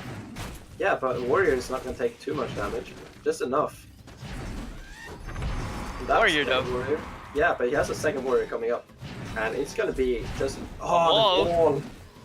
Perfect lot of defense by Mephisto. And now he's using it Lost Illusion to claim the bottom bridge. But that crossbow guild is just doing so much work at the moment. It's actually being held up on tanks, which is not where you want it. Definitely not, but that fight could have gone either way, but Rush second in the end, winning that fight quite decisively, forcing Mephisto to take both face damage and losing the XP lead that he was. And now the guild, himself. and now Rush's guild comes out at the bottom. Yeah, and Ooh, fire him. yeah, Fire Em's going to be coming down. No wall though, so quite a surprise. Surprised they didn't choose to use a wall to prevent damage from Stonebringer. That is something that fallen out of the meta since the start of play. Use the wall at the edge, in the middle, at the edge to prevent Stonebringer damage on your minions. That's something that just died out, I guess. Well, okay, so what I like to take away from all of this is the EXP. Yeah. Rush has an advantage right now, and when we do these like Stormbringer controls, the EXP means a lot. It's pretty much the key to the deciding factor. Oh yeah, it's everything right now, because getting that perk 2 is how you get the snowball going. But the fact that Mephisto has us, that he has that defensive trooper, is making a huge difference. But same is the Divine Warrior. So both of them have their tech card. Both of them have chosen something that will hold up an entire push. The only difference that I think first second's choice to use the Divine Warrior is much more versatile. It can stop crossbow guilds, it can stop anything ranged, but while Mephisto is more like a hard counter to melee fights, and this is not a melee matchup.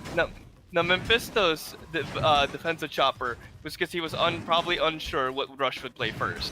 Oh yeah, definitely. Rush could have played the Bulko. Yeah, but that also means that Divine Warrior is still a better pick, just because it's more versatile. But he doesn't play it. He doesn't choose that card. He doesn't appreciate that card like Rush Second does and picks it up every time he can. Like seeing Divine Warrior is a Rush pick. Yep. And the defensive chopper is just more of a Mephisto's thing because exactly. It's more focused on I believe on the Bulko rather than actually actual defensive Divine Warrior. Like defensive is very, very good at what it does, except when it has to face off like a cleaver. That's when it starts crying. But other than that, it's such a good card. But Divine Warrior just seems to be doing such a better job at stopping pushes.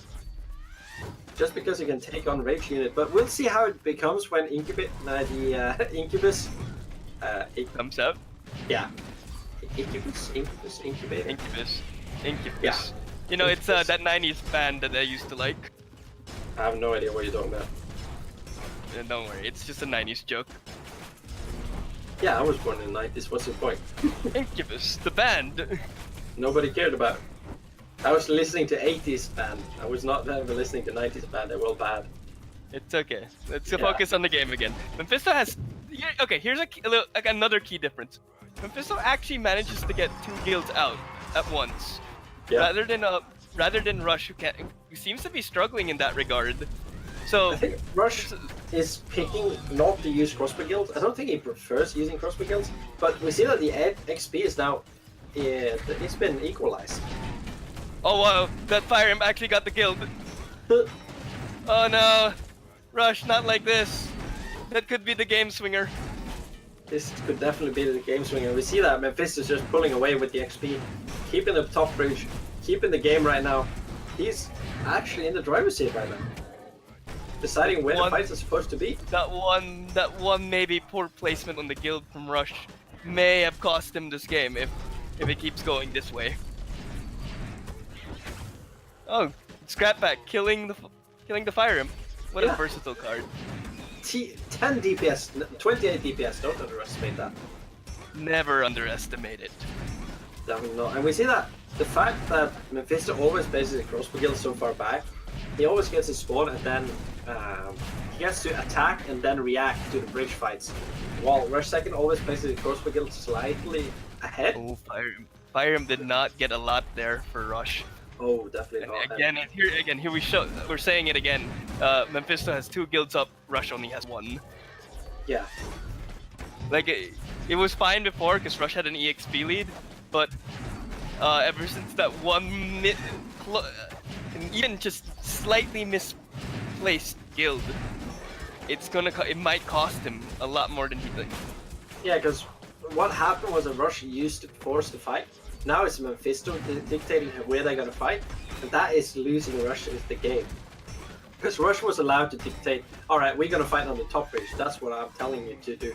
And I'm just gonna grab the bottom bridge with the Lost Legionnaires every time I can, just because you can't do anything about it. But Mephisto managed to turn it around by forcing fights on both bridges, suddenly making it uncomfortable for Rush Second, because Rush Second's rotation is actually a lot more expensive than Mephisto. Because Mephisto, it is more expensive, yeah, because he doesn't run drone walk, he doesn't run the drone walker. Instead of the drone walker, he's running the scat pack. Yeah, and having that 1, 2, 3 mana cheaper rotation is what gives him the advantage. And yeah, it's also giving him the more guilds. Yeah, okay, Rush has decided to double top. Yeah. He's decided to go. Well, at least for a bit, right? Until the old guild died. But Mephisto already has such a sizable force. I don't think that the guild matters. Yeah, that's a GG. I think Rush is tired. Who's going to be defeated? Like, your goal is to be defeated.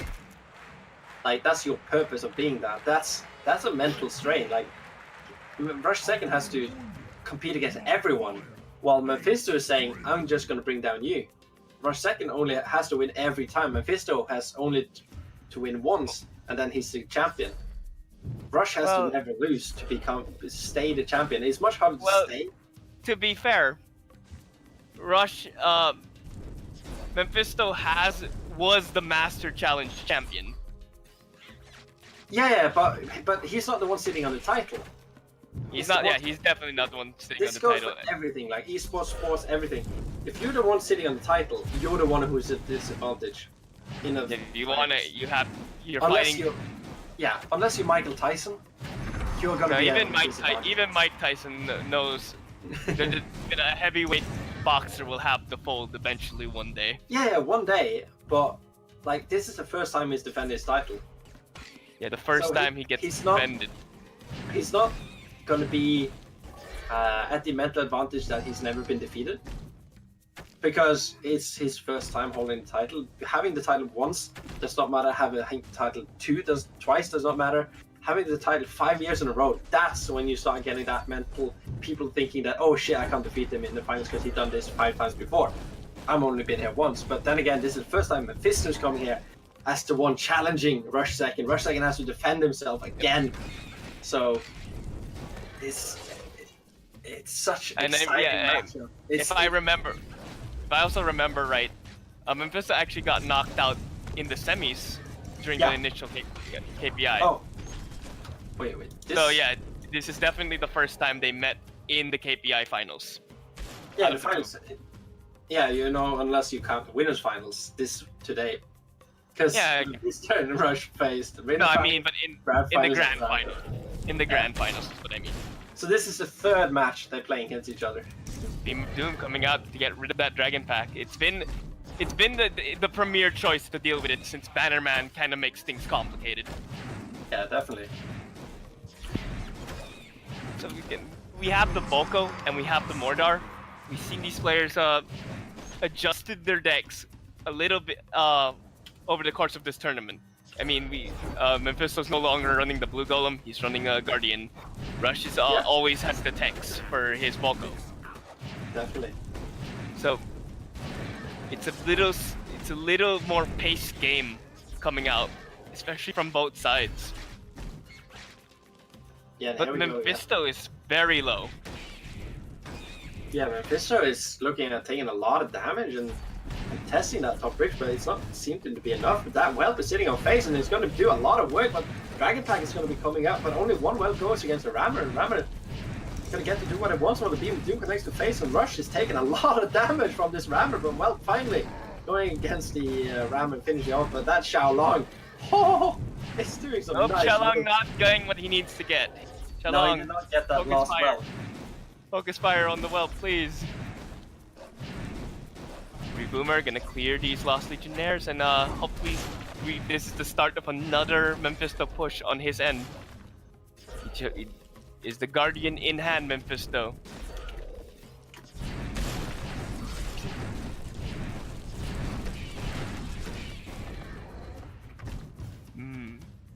Boomer gets respawned here, and is Xiaolong gonna clear the dragon? Just Xiaolong clears the dragon.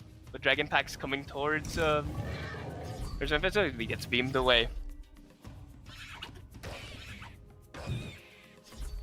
Boomer getting cleared by Curse Bear right there, and Xiaolong getting buffed right away because being baited out, Reboomer being used to bait out the Xiao buff. Yeah, and there we go. The Xiao buff is. Oh, look at that. Pretty strong. Yeah. Okay, but now rush to perk 3. Here we go. Everything is rampaged. Everything. So the entire concept of all his melee of the interactions change, especially with Dragon Pack. Dragon Pack will just burn everything down quickly now. Beam right away. But Xiaolong has done like 500 damage here, tanks. Yeah, the Xiaolong, like, the worst part is... 700. You know what the worst part is? This is not the first time we've seen this. This is definitely... Volko has been struggling against the Xiaolongs in the Dragon Packs this tournament. And it just does so much damage, and the Guardian, like... Whew, Nice, the Reboomer nice as well. Reboomer there. Very nice Reboomer. Mephisto known for his timing on things like Reboomers and placement, so... It's expected. Oh, a very Paco-style push here. 2 Reboomers and Guardian. Paco, and it's beamed. Yes! It's gonna be enough, and holy crap, the blood is everywhere. Beam of Doom doing all the good work. And that's... He gets another Reboomer. Yeah, Beam of Doom beamed answered right that away. back. Rush is not in a good spot. Again. Here comes Rammer. Rammer on Wall the... is No, ready. but Wall is ready. Yeah, Wall is always ready here, but he's starting to get those chip damage in. Yeah, that's what Rush. This is where the game kind of slowly favors Rush because it's just all about slow chip. Oh, he got that is probably game winning. Frenzy Rammer. Oh no! Oh no! He has to hit the wall, and now he's not going to connect the face. And Mephisto, you just need a little bit extra damage, and now another Xiaolong is going to respond, and it does not have that. Oh, it got the frenzy and everything. Team of the Guardian. Yeah, I don't know if that was right. Especially with the Xiaolong right there. The Xiaolong that has cost Rush so many problems. Okay. This is Rush's opportunity for Dragon Pack, but he goes GG. GG. Of the last 9 games. Yeah. That's insane. It's freaking insane, and he's 1 game away, and he has to win with this Setsu hit.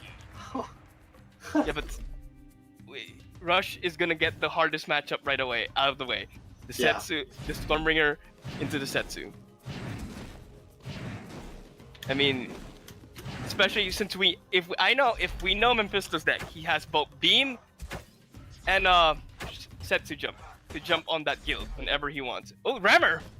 Rammer's gonna go right on that guild. Bye, guild. Yeah, by guild. That means that now Rush has a really good push. The initial push he has is gonna be actually quite devastating. But it is Setsu. And I don't think that Warrior is gonna get in front in time. Oh, yeah, there's either way to fire him. Yeah, very nice, very nice. Fire him is gonna be enough. Good the reload makes it in time as well. Very closely that fire him will take damage. And Rush has taken some damage here. He's taken 300. Setsu jump come in. Bannerman as well. Beam on the Bannerman push. Very nice beam there. Showing that you can actually use beam without being punished. Are we going to see that? No, it's not going to be enough, and the skeleton will resurrect on Rush's face, getting to do its little damage, chipping away. But is he going to play a crossbow guild so with counter? Yes, I believe so, especially because he saw the Perfect timing! Oh, that timing was impeccable! No, especially because he kind of saw the beam and the Setsu jump in quick succession. No, but... It also means... But the Rammer is the problem. He gets the wall, it comes out too late. It seems Rush feels it right there, you see. Shows his emotions. Yeah, I mean that he plays the crossbow guild in such a perfect timing compared to everything. Oh, he's actually going to get 300 damage on Rush's face. Because the crossbow guild came out right before the skeleton spawned. That is impeccable timing. Here we go. Shock Rock to win the trade? No, it's not gonna be enough, I think. Lost Legionnaires might be enough though. But here comes Fire Imp. And Rush is taking the bottom bridge at this time. But all the XP is currently on Mephisto. Mephisto in a very good XP lead, in an HP lead, and has board control, but Divine Warrior comes out to counter that cleaver. Absolutely perfect. Beam on the Xiaolong and face. Very I say nice. that's what it. That is what he wanted. He wants to get that greedy beams in, and now Setsu's going to keep on doing the damage on Rush's face. That is not good. Under half, well, Mephisto's pretty much full up in the tank. Yeah, and here we go. Setsu being sent back to base, and Mephisto can now reload and go. He has his go used, ready to kill. Yeah. Go, Setsu jump. Oh, Shock Rock is going to be coming down. And here we go, Fire Imp getting to do the damage, but the increased range for Rush's Fire Imp is going to be devastating. Rammer, Rammer coming down, but Wall is ready to go. And he's going to pull him far away. Far away. Yeah, just doesn't want to risk the wall and face getting beamed. Comes a Setsu jump on the crossbow guild. And here we go, Setsu's just going to be sent right back to base right after killing the crossbow guild. Very nice. Good value. That's a real cleaver. Yeah, he doesn't have any fake ones. There's no fake ones, but what I mean is there's a real cleaver that's running at Rush's face. That's Divine Warrior though. It's gonna be the hero. Yeah, he has kept his Divine Warrior there, so no problem there. And the Warrior remains in very little HP, but just barely to take. Oh, beam! It hits face too. And with that cleaver action. Oh my god. Cleaver, no! That was so deciding. Rush is at 600 HP. Yeah, Mephisto, 670 HP. Mephisto can jump face and he actually shock rocks. He has the wall. He has to use 3 mana. But here we go. We see that the Setsu is going to come. Is he going to come on face? No, he's playing smart. Healing the crossbow. Staying safe. Very this is nice Mephisto. played. Yeah, no Mephisto. greed. Definitely. Avoiding the greed whenever he can. That's like Mephisto and Rush second. And here we go, he's killing the Fire with the Setsu jump, getting 2 hits off. That means a double beam onto Rush's face, and it's all over. Or beam and 1 good Setsu jump. Oh, the Divine Warrior is being put on back. It's not going to be good, because right now Cleaver has no way to be stopped efficiently. Don't worry. It has. Lost Legionnaires plus anything else can efficiently clear your Cleaver. Here we go, Rammer though. So there has to be the wall. Ready. Here's the Setsu jump. There's no guild, so this is going to face. And he stuns. It's going to be 423. Beam, BO2 coming in. That's GG. We have a new champion, ladies and gentlemen. Mephisto. We get to see the Mephisto trophy! It's going to be Mephisto who's going to be immortalized. GG, ladies and gentlemen.